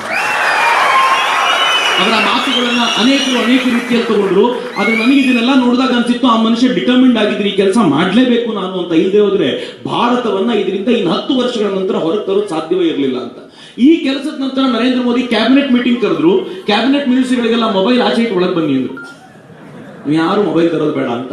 ಅಲ್ಲವರಿಗೆ ಎಕ್ಸ್ಪ್ಲೈನ್ ಮಾಡಿದ್ರು, ಇಲ್ಲಿಂದ ಆಚೆ ನೀವು ಯಾರು ಹೋಗೋದಿಲ್ಲ, ನೀವು ಇಲ್ಲೇ ಕೂತಿರಿ, ನಾನು ಈಗ ಹೋಗಿ ದೇಶವನ್ನು ಉದ್ದೇಶಿಸಿ ಮಾತನಾಡ್ತೀನಿ ಅಂತ ಕ್ಯಾಬಿನೆಟ್ ಮೀಟಿಂಗ್ ಫೋಟೋ ಹಾಕಿದ ಮೇಲೆ ಅನೇಕರಿಗೆ ಅನಿಸ್ತು ಯುದ್ಧ 90% ಆಗ್ತದೆ. ಮೊದಲು ಆರ್ಮಿ ಆಫೀಸರ್ಸ್ ಆಯ್ತು, ಈ ಕ್ಯಾಬಿನೆಟ್ ಮೀಟಿಂಗ್ ಆಯ್ತು, ಈಗ ದೇಶವನ್ನು ಉದ್ದೇಶಿಸಿ ಮಾತನಾಡ್ತೀನಿ ಅಂತ ನರೇಂದ್ರ ಮೋದಿ ಹೇಳಿದ್ದಾರೆ. ಅಷ್ಟಾಗಿ ನರೇಂದ್ರ ಮೋದಿ ಸುಮ್ಮನಿರದೆ ನೇರವಾಗಿ ರಾಷ್ಟ್ರಪತಿಗಳ ಬಳಿ ಹೋಗಿ, ಪ್ರಣಬ್ ಮುಖರ್ಜಿ ಕಾಂಗ್ರೆಸ್ ಆಯ್ಕೆ ಮಾಡಿದ ರಾಷ್ಟ್ರಪತಿಗಳು, ಅವ್ರ ಬಳಿಗೆ ಹೋಗಿ ಕೇಳ್ಕೊಂಡ್ರು, ರಾಷ್ಟ್ರಪತಿಜಿ ತುಂಬಾ ದೊಡ್ಡದೊಂದು ಯೋಜನೆ ತಗೊಂಡ್ ಬರ್ಲಿಕ್ಕೆ ಹೊರಟಿದ್ದೀನಿ, ನಿಮ್ಮ ಆಶೀರ್ವಾದ ಬೇಕು ಅಂತ ಕೇಳಿದ್ರೆ ರಾಷ್ಟ್ರಪತಿಗಳು ಏನ್ ಹೇಳಿದ್ರಂತೆ ಗೊತ್ತಾ? ನನ್ನ ಅವಧಿಯ ಕಾಲ, ನಾನು ಅಧಿಕಾರದಲ್ಲಿ ಇದ್ದಾಗಲೂ ಕೂಡ ಇಂಥದೊಂದು ಯೋಜನೆ ತರುವಂತ ಧೈರ್ಯ ನನಗಿರಲಿಲ್ಲ, ತುಂಬಾ ದೊಡ್ಡ ಕೆಲಸ ಮಾಡ್ಲಿಕ್ಕೆ ಹೋಗ್ತಿದ್ದೆ, ಜಯವಾಗಲಿ ಅಂತ ಹೇಳಿದ್ರು. ಆ ಮನುಷ್ಯ ಬರೀ ಅದನ್ನು ಹೇಳಿ ಸುಮ್ಮನಾಗಲಿಲ್ಲ, ಆ ನಂತರ ಟ್ವೀಟ್ ಕೂಡ ಮಾಡಿ ಹೇಳಿದ್ರು, ನರೇಂದ್ರ ಮೋದಿ ಅವರ ಯೋಜನೆ ಯಶಸ್ವಿಯಾಗಲಿ ಅಂತ ಹಾರೈಸ್ತೀನಿ ಅಂತ ಅವರು ಟ್ವೀಟ್ ಮಾಡಿ ಅಭಿನಂದಿಸಿದ್ರು ಕೂಡ, ತುಂಬಾ ಒಳ್ಳೆ ಕೆಲಸ ಆಗ್ಲಿಕ್ಕಿದೆ ಅಂತ. ಆದ್ರೆ ಹೊರಗಡೆ ಇರೋರಿಗೆ ಯಾವುದು ಗೊತ್ತಾಗ್ತಿರ್ಲಿಲ್ಲ. ಅವ್ರಿಗೆ ಗೊತ್ತಾಗ್ತಿದ್ದು ಒಂದೇ ಒಂದು, ಇಂಡಿಯಾ ಪಾಕಿಸ್ತಾನ ವಾರ್. ಎಲ್ಲಾ ದೆಹಲಿಯ ಮೀಡಿಯಾಗಳು ಇಂಡಿಯಾ ಪಾಕಿಸ್ತಾನದ ಚಿತ್ರಗಳು, ಭೂಪಟ, ಮಧ್ಯ ಬಾರ್ಡರು, ಈ ಕಡೆ ಟ್ಯಾಂಕು, ಈ ಕಡೆ ವಿಮಾನ ಎಲ್ಲ ಇಟ್ಕೊಂಡು ಕುದಿದ್ರು, ಗ್ರಾಫಿಕ್ಸ್ ರೆಡಿ ಮಾಡ್ಕೊಂಡು. ಯುದ್ಧ ಆದ್ರೆ ಯಾವ ಬೆಲೆ ಕಡಿಮೆ ಆಗುತ್ತೆ, ಯಾವ ಬೆಲೆ ಜಾಸ್ತಿ ಆಗುತ್ತೆ, ಯಾರು ಏನಾಗ್ತಾರೆ ಹೆಂಗೆ ಅಂತ ನಂಗೆ ಗೊತ್ತಿಲ್ಲ. ಯಾವ್ಯಾವ ಚಾನಲ್ ಡಿಸ್ಕಷನ್ ಮಾಡ್ಲಿ ಯಾರನ್ನ ಕರೆದು ಕೂರ್ಸ್ಕೊಂಡ್ಬಿಟ್ಟಿದ್ರು ಗೊತ್ತಿಲ್ಲ. ಈ ಮನುಷ್ಯ ಅನೌನ್ಸ್ ಮಾಡಿದ ತಕ್ಷಣ ಬ್ರೇಕಿಂಗ್ ನ್ಯೂಸ್ ಕೊಡ್ಬೇಕು ಅಂತ. ನರೇಂದ್ರ ಮೋದಿ ಬಂದ್ರು 8 ಗಂಟೆಗೆ, ಬಾಯಿಯವರ ಬೇನೋ ಇವತ್ತು ರಾತ್ರಿಯಿಂದ 500,000 ಲೀಗಲ್ ಟೆಂಡರ್ ಅಲ್ಲ ಅಂದ ತಕ್ಷಣ ಎಲ್ಲ ಮೀಡಿಯಾದಲ್ಲೂ ಗಾಬರಿ. ನೀವು ನೆನಪಿಸ್ಕೊಳ್ಳಿ, ಒಬ್ರು 500,000 ನೋಟಿನ ಗ್ರಾಫಿಕ್ಸ್ ಹಾಕಿರ್ಲಿಲ್ಲ, ಎಲ್ಲರೂ ಸ್ಕ್ರಾಲ್ ಓಡಿಸ್ತಾ ಇದ್ರು. ಯಾಕಂದ್ರೆ ಗ್ರಾಫಿಕ್ಸ್ ಇದ್ರೆ ಇಂಡಿಯಾ ಪಾಕಿಸ್ತಾನದ ಇರುತ್ತೆ, ಇವತ್ತರ ಈ ಗ್ರಾಫಿಕ್ಸ್ ಇರಲಿಲ್ಲ. ಒಟ್ಟಾರೆ ಪರಿಸ್ಥಿತಿ ಹೇಗಾಯ್ತು ಅಂದ್ರೆ, ಈ ದೇಶದಲ್ಲಿ ಅತ್ಯಂತ ಗೌಪ್ಯತೆಯನ್ನ ಕಾಪಾಡಿಕೊಂಡ 2ನೇ ಆಪರೇಷನ್ ಆಯ್ತು. ಅತ್ಯಂತ ಗೌಪ್ಯತೆಯನ್ನ ಕಾಪಾಡಿಕೊಂಡ ಮೊದಲನೇ ಆಪರೇಷನ್ ಮಾಡಿದ್ದು ಅಟಲ್ ಬಿಹಾರಿ ವಾಜಪೇಯಿ ಪೋಖ್ರಾನ್ ನಲ್ಲಿ ಬಾಂಬ್ ಎಕ್ಸ್ಪ್ಲೋಸಿವ್ ಟೆಸ್ಟ್ ಮಾಡಿಸಿದ್ದು. 2ನೇ ಅತ್ಯಂತ ಗೌಪ್ಯತೆಯನ್ನ ಕಾಪಾಡಿಕೊಂಡಂತ 2ನೇ ಯೋಜನೆ ಅದು ಈ ದೇಶದಲ್ಲಿ ಆಗಿದ್ದು ಡಿಮಾನಿಟೈಸೇಷನ್. ಇವೆರಡನ್ನೂ ಸೇರಿಸಿ ಗುರುಮೂರ್ತಿಗಳು, ಈ ದೇಶದ ಅತ್ಯಂತ ಶ್ರೇಷ್ಠ ಆರ್ಥಿಕ ತಜ್ಞರು, ಇಂಡಿಯನ್ ಎಕ್ಸ್ಪ್ರೆಸ್ ಅಲ್ಲಿ ಒಂದು ಟೈಟ್ಲ್ ಕೊಟ್ಟರು. ನೆಕ್ಸ್ಟ್ ಡೇ ಟೈಟ್ಲ್ ಏನಿತ್ತು ಅಂದ್ರೆ ಎಕನಾಮಿಕ್ ಪೋಖ್ರಾನ್ ಅಂತ ಹೆಸರು ಕೊಟ್ಟಿದ್ರು. ಏನ್ ಚೆನ್ನಾಗಿದೆ ನೋಡಿ, ಇವೆರಡನ್ನೂ ಸೇರಿಸಿ ಒಂದು ಟೈಟ್ಲ್ ಮಾಡಿದ್ರು. ಮಿತ್ರ, ಇದು ಒಂದು ಹಂತ. ಆದ್ರೆ ಈಗ ವಿಚಾರಕ್ಕೆ ಬನ್ನಿ, 500 ಮತ್ತು 1000 ಬ್ಯಾನ್ ಮಾಡೋದು ಯಾಕೆ? ಇದು ಅತ್ಯಂತ ಮೇಜರ್ ಪ್ರಶ್ನೆ. ನಾನು ತುಂಬಾ ಗಂಭೀರವಾದ ಕೆಲವು ಸಂಗತಿಗಳನ್ನ ನಿಮ್ ಜೊತೆ ಹಂಚ್ಕೊಳ್ತೀನಿ. 500, 1000 ಯಾಕೆ ಬ್ಯಾನ್ ಆಗಬೇಕು ಅಂತಂದ್ರೆ, ಯಾವ್ದಾದ್ರೂ ದೇಶದಲ್ಲಿ ಯಾವ್ದಾದ್ರೂ ಹೈಯೆಸ್ಟ್ ಡಿನಾಮಿನೇಷನ್ ನೋಟ್ ಎಷ್ಟಿರಬೇಕು ಅನ್ನೋದಕ್ಕೆ ಆ ದೇಶದ ಹಣದುಬ್ಬರ ಪ್ರಮುಖವಾದ ಕಾರಣ ಆಗುತ್ತೆ. ಹಣದುಬ್ಬರ ಜಾಸ್ತಿ ಆದಷ್ಟು ನಮಗೆ ಕಡಿಮೆ ನೋಟುಗಳಿಂದ ಜೀವನ ಸಾಗಿಸುವುದು ಕಷ್ಟ ಆಗತ್ತೆ. ಉದಾಹರಣೆಗೆ, ಇವತ್ತು 5 ರೂಪಾಯಿ ಏನೂ ಸಿಗಲ್ಲ ಅಂತ ನಮ್ಗೆ ಗೊತ್ತಿದೆ. ನಾವು 5 ರೂಪಾಯಿ ನೋಟನ್ನೇ ತುಂಬಾ ತುಂಬಾ ತುಂಬಾ ಪ್ರಿಂಟ್ ಮಾಡ್ತಿದ್ರೆ 100 ರೂಪಾಯಿ ಕೊಡಬೇಕು ಅಂದ್ರೆ ಯಾವ್ದಕ್ಕಾದ್ರೂ 20 ನೋಟ್ ತಗೊಂಡು ಹೋಗ್ಬೇಕು. ನಾವೆಲ್ಲಾದ್ರೂ ಒಂದು ಟಿವಿ ತಗೋಬೇಕು ಅಂದ್ರೆ ಒಂದು ದೊಡ್ಡ ಬಾಕ್ಸ್ 5 ರೂಪಾಯಿ ನೋಟ್ ತಗೊಂಡು. ಯಾವಾಗ ಹಣದುಬ್ಬರ ಜಾಸ್ತಿಯಾಗಿ ಬೆಲೆ ಏರಿಕೆ ಆಗ್ತಿರುತ್ತೋ ದೊಡ್ಡ ಮೌಲ್ಯದ ನೋಟುಗಳು ಬರ್ತವೆ. ಆದ್ರೆ ಎಲ್ಲಾ ರಾಷ್ಟ್ರಗಳು ದೊಡ್ಡ ಮೌಲ್ಯದ ನೋಟುಗಳನ್ನ ಬ್ಯಾಂಕಿನ ಮೂಲಕ ವ್ಯವಹಾರ ಮಾಡಿಸ್ತವೆ. ಸಣ್ಣ ಮೌಲ್ಯದ ನೋಟುಗಳು ಮಾತ್ರ ಜನರ ಕೈಯಲ್ಲಿ ತಿರುಗಾಡ್ತಿರ್ತವೆ. ಸುಮ್ಮನೆ ಎಕ್ಸಾಂಪಲ್ ಕೊಡ್ತೀನಿ ನಾನು ನಿಮ್ಗೆ. ಅಮೆರಿಕಾದ ವ್ಯಕ್ತಿಯೊಬ್ಬನ ವಾರ್ಷಿಕ ಆದಾಯ $45,000. ಅಮೆರಿಕಾದಲ್ಲಿರೋ ಹೈಯೆಸ್ಟ್ ಡಿನಾಮಿನೇಷನ್ ನೋಟ್ ಎಷ್ಟು ಗೊತ್ತಾ? $100 ಮಾತ್ರ. ಇಷ್ಟು ದೊಡ್ಡ ದೇಶ, ಇಷ್ಟು ಶ್ರೀಮಂತ ದೇಶ, ಹಣದುಬ್ಬರ ಅವರಿಗೂ ಕಾಡುತ್ತೆ, ಅವರು ಇಷ್ಟೆಲ್ಲ ಕಷ್ಟಪಡ್ತಾರೆ. ಇಷ್ಟಾದ್ರೂ ಅಮೆರಿಕಾದಲ್ಲಿ ಹೈಯೆಸ್ಟ್ ಡಿನಾಮಿನೇಷನ್ ನೋಟ್ $100 ಮಾತ್ರ. $100 ಯಾಕೆ ಅಂತ ಕೇಳಿದ್ರೆ, ಜಗತ್ತಿನಲ್ಲೆಲ್ಲ ಡಾಲರೇ ನಡೆಯೋದ್ರಿಂದ ಜಗತ್ತಿನ ಓಡಾಟಕ್ಕೆ ಅನುಕೂಲ, ಜಗತ್ತಿನಲ್ಲಿ ಓಡಾಟ ಮಾಡುವಾಗ ಅನುಕೂಲ ಆಗಲಿ ಅಂತ $100 ಹೈಯೆಸ್ಟ್ ಡಿನಾಮಿನೇಷನ್. ಅದರ್ವೈಸ್ $50 ಫಿನಿಶ್ ಮಾಡ್ತಾರೆ. UK, ಯಾವ ಇಂಗ್ಲೆಂಡ್ ಭಾರತವನ್ನ ಆಳ್ವಿಕೆ ಮಾಡಿತ್ತೋ, ಯಾವ ಇಂಗ್ಲೆಂಡ್ ನಮ್ಮಿಂದ ಲೂಟಿ ಮಾಡ್ಕೊಂಡು ಹೋಗಿತ್ತೋ, ಯಾವ ಇಂಗ್ಲೆಂಡ್ ಅನ್ನ ಫಾಲೋ ಮಾಡ್ತೀವಿ ಅಂತ ಪದೇ ಪದೇ ಅನೇಕರು ಹೇಳ್ತಿರ್ತಾರೋ, ಆ ಇಂಗ್ಲೆಂಡ್ ನಲ್ಲಿ 25,000 ಪೌಂಡ್ ವಾರ್ಷಿಕ ಆದಾಯ ಅವ್ರದಿದ್ರೆ ಇಂಗ್ಲೆಂಡ್ ನ ಹೈಯೆಸ್ಟ್ ಡಿನಾಮಿನೇಷನ್ ನೋಟ್ ಎಷ್ಟು ಗೊತ್ತಾ? 50 ಪೌಂಡ್ ಮಾತ್ರ. ಆಶ್ಚರ್ಯ ಏನು ಅಂದ್ರೆ, 50 ಪೌಂಡ್ ನೋಟ್ ನಿಮ್ಗೆ ಅರ್ಜೆಂಟಿಗೆ ಬೇಕು ಅಂದ್ರೆ ಅಲ್ಲಿ ಯಾರ ಹತ್ರ ಸಿಗೋದೇ ಇಲ್ಲ. 10 ಪೌಂಡ್, 5 ಪೌಂಡ್, 2 ಪೌಂಡು ಮತ್ತು ಸಣ್ಣ ಸಣ್ಣ ಕಾಯಿನ್ಗಳು ಸಿಗ್ತವೆ. ಬಿಟ್ರೆ 50 ಪೌಂಡಿನ ನೋಟ್ ಸಿಗಲ್ಲ. 50 ಪೌಂಡಿನ ನೋಟ್ ಬೇಕು ಅಂದ್ರೆ ಬ್ಯಾಂಕ್ ಲೈನ್ ನಿಂತು 50 ಪೌಂಡಿನ ನೋಟ್ ತಗೊಂಡ್ ಬರ್ಬೇಕು, ಅದನ್ನು ಬಳಸಬೇಕು. ಯಾವಾಗ ದುಡ್ಡಿನ ಪ್ರಮಾಣ ಜಾಸ್ತಿ ಇಲ್ವೋ, ದೊಡ್ಡ ಮೊತ್ತದ ದುಡ್ಡನ್ನು ತಗೊಂಡು ಹೋಗೋ ಬದಲು ಜನ ಪ್ಲಾಸ್ಟಿಕ್ ಕಾರ್ಡ್ ತಗೊಂಡೋಗಿ ಅದನ್ನೇ ಅಲ್ಲಿ ಮುಗಿಸ್ತಾರೆ. ಎಲ್ಲ ದುಡ್ಡು ಬ್ಯಾಂಕಿಗೆ ಬರುತ್ತೆ. ಇದು ಅವ್ರದೆಲ್ಲ ಐಡಿಯಾ. ಆದ್ರೆ ನಮ್ಮ ದೇಶದ ಐಡಿಯಾ ಏನ್ ಗೊತ್ತಾ? ಹಣದುಬ್ಬರ ಜಾಸ್ತಿ ಇರೋದ್ರಿಂದ ಜಾಸ್ತಿ ನೋಟ್ ಪ್ರಿಂಟ್ ಮಾಡೋಣ. 5,000 ಪ್ರಿಂಟ್ ಮಾಡೋಣ, 10,000 ಪ್ರಿಂಟ್ ಮಾಡೋಣ. 2 ಕಾರಣ ಸರ್ಕಾರ ಕೊಡುತ್ತೆ. ಮೊದಲನೇದು, ಹಣದುಬ್ಬರ ಜಾಸ್ತಿ ಇರೋದ್ರಿಂದ ಜನ ಜಾಸ್ತಿ ತಗೊಂಡು ಹೋಗ್ತಾರೆ ಅಂತ. ನಾವು ಹೇಳೋದು ಉಲ್ಟಾ, ಹಣದುಬ್ಬರ ಜಾಸ್ತಿ ತಾನೆ, ಜನ ಜಾಸ್ತಿಯಾಗಿ ತಗೊಂಡು ಹೋಗ್ಬೇಕು, ಬ್ಯಾಂಕಲ್ಲಿ ಇಟ್ಟಿರ್ಲಿ, ಅಲ್ಲೇ ಟ್ರಾನ್ಸ್ಫರ್ ಮಾಡ್ಲಿ ಅಂತ ಯಾಕೆ ಯೋಚನೆ ಮಾಡಬಾರದು? ಯಾವತ್ತೂ ಯಾವುದೇ ಸರ್ಕಾರಗಳು ಹಿಂಗೆ ಯೋಚನೆ ಮಾಡಲ್ಲ. 2ನೇದು, ಈ ದೇಶದ ದೊಡ್ಡ ಪ್ರಾಬ್ಲಮ್ ಏನು ಅಂತಂದ್ರೆ, ಇವ್ರು ಹೇಳ್ತಾರೆ ಪ್ರಿಂಟಿಂಗ್ ಕಾಸ್ಟ್ ಉಳಿಸ್ಲಿಕ್ಕೆ ಅಂತ. ಪ್ರಿಂಟಿಂಗ್ ಕಾಸ್ಟ್ ಹೆಂಗ್ ಉಳಿಸ್ತಾರೆ? 1,000 ರೂಪಾಯಿ ನೋಟು ಪ್ರಿಂಟ್ ಮಾಡ್ಲಿಕ್ಕೆ 4 ರೂಪಾಯಿ ಖರ್ಚಾಗುತ್ತೆ ಅಂತ ಇಟ್ಕೊಳ್ಳಿ. Anywhere between 3 and 4. ಈ ಸಲದ ಪ್ರಿಂಟಿಂಗ್ ಕಾಸ್ಟ್ 3.5 ರೂಪಾಯಿ ಅಂತೇನೋ ರಿಸರ್ವ್ ಬ್ಯಾಂಕ್ ಆಫ್ ಇಂಡಿಯಾ ಹೇಳಿದೆ. ₹3.27 ಪೈಸಾನೋ, ₹3.50 ಬಟ್ 4 ರೂಪಾಯಿ ಅಂತ ಇಟ್ಕೊಳ್ಳಿ. 100 ರೂಪಾಯಿ ನೋಟ್ ಪ್ರಿಂಟ್ ಮಾಡ್ಲಿಕ್ಕೂ 3 ರಿಂದ 4 ರೂಪಾಯಿ ನಡುವೆನೆ ಖರ್ಚಾಗೋದು. 100 ರೂಪಾಯಿ ನೋಟಿಗೆ 3 ರೂಪಾಯಿ ಅಂತ ಹಿಡಿದು 1000 ರೂಪಾಯಿ ನೋಟಿಗೆ 4 ರೂಪಾಯಿ ಅಂತ ಹಿಡಿದ್ರೆ 1,000 ರೂಪಾಯಿ ಪ್ರಿಂಟ್ ಮಾಡ್ಲಿಕ್ಕೆ 110 ನೋಟ್ ಪ್ರಿಂಟ್ ಮಾಡಿದ್ರೆ 30 ರೂಪಾಯಿ ಖರ್ಚಾಗುತ್ತೆ. 1,000 ರೂಪಾಯಿ ಪ್ರಿಂಟ್ ಮಾಡಿಬಿಟ್ರೆ 4 ರೂಪಾಯಿ ಮುಗಿದೋಗುತ್ತೆ. 26 ರೂಪಾಯಿ ಉಳಿತು. 26 ರೂಪಾಯಿ ಉಳಿತು ಅಂದ್ರೆ ಪ್ರಿಂಟ್ ಮಾಡೋದು 1,000 ರೂಪಾಯಿ 2,000 ರೂಪಾಯಿ ಅಲ್ಲ, ಸಾವಿರಾರು ಕೋಟಿ, ಲಕ್ಷಾಂತರ ಕೋಟಿ ರೂಪಾಯಿ ನೋಟ್ ಪ್ರಿಂಟ್ ಮಾಡಬೇಕಾಗಿರೋದ್ರಿಂದ ದೊಡ್ಡ ಮೊತ್ತದ ಹಣ ಉಳಿಯುತ್ತೆ ಅಂತಿದ್ರೆ ಲೆಕ್ಕ ತೋರಿಸಿ. ಈ ದೇಶಕ್ಕೆ ಒಂದು ಮೋಸ ಮಾಡ್ತಾರಲ್ಲ, ಅನ್ಯಾಯ ಮಾಡ್ತಿದಾರಲ್ಲ. ಕಳೆದ 10 ವರ್ಷಗಳಿಂದ ಈ ದೇಶದಲ್ಲಿ ಈ ತರದ ಚಟುವಟಿಕೆ ನಡೀತಿದೆ. ಕಳೆದ 10 ವರ್ಷಗಳಲ್ಲಿ 12 ವರ್ಷಗಳಲ್ಲಿ ಈ ದೇಶದಲ್ಲಿ ಒಟ್ಟಾರೆ 15ವರೆಯಿಂದ 16 ಲಕ್ಷ ಕೋಟಿ ರೂಪಾಯಿ 500 ಮತ್ತು 1,000 ರೂಪಾಯಿ ನೋಟ್ ಪ್ರಿಂಟ್ ಆಗಿದೆ. ಮಿತ್ರರೇ, ನಿಮ್ಗೆ ಆಶ್ಚರ್ಯದ ಸಂಗತಿ ಹೇಳ್ತೀನಿ.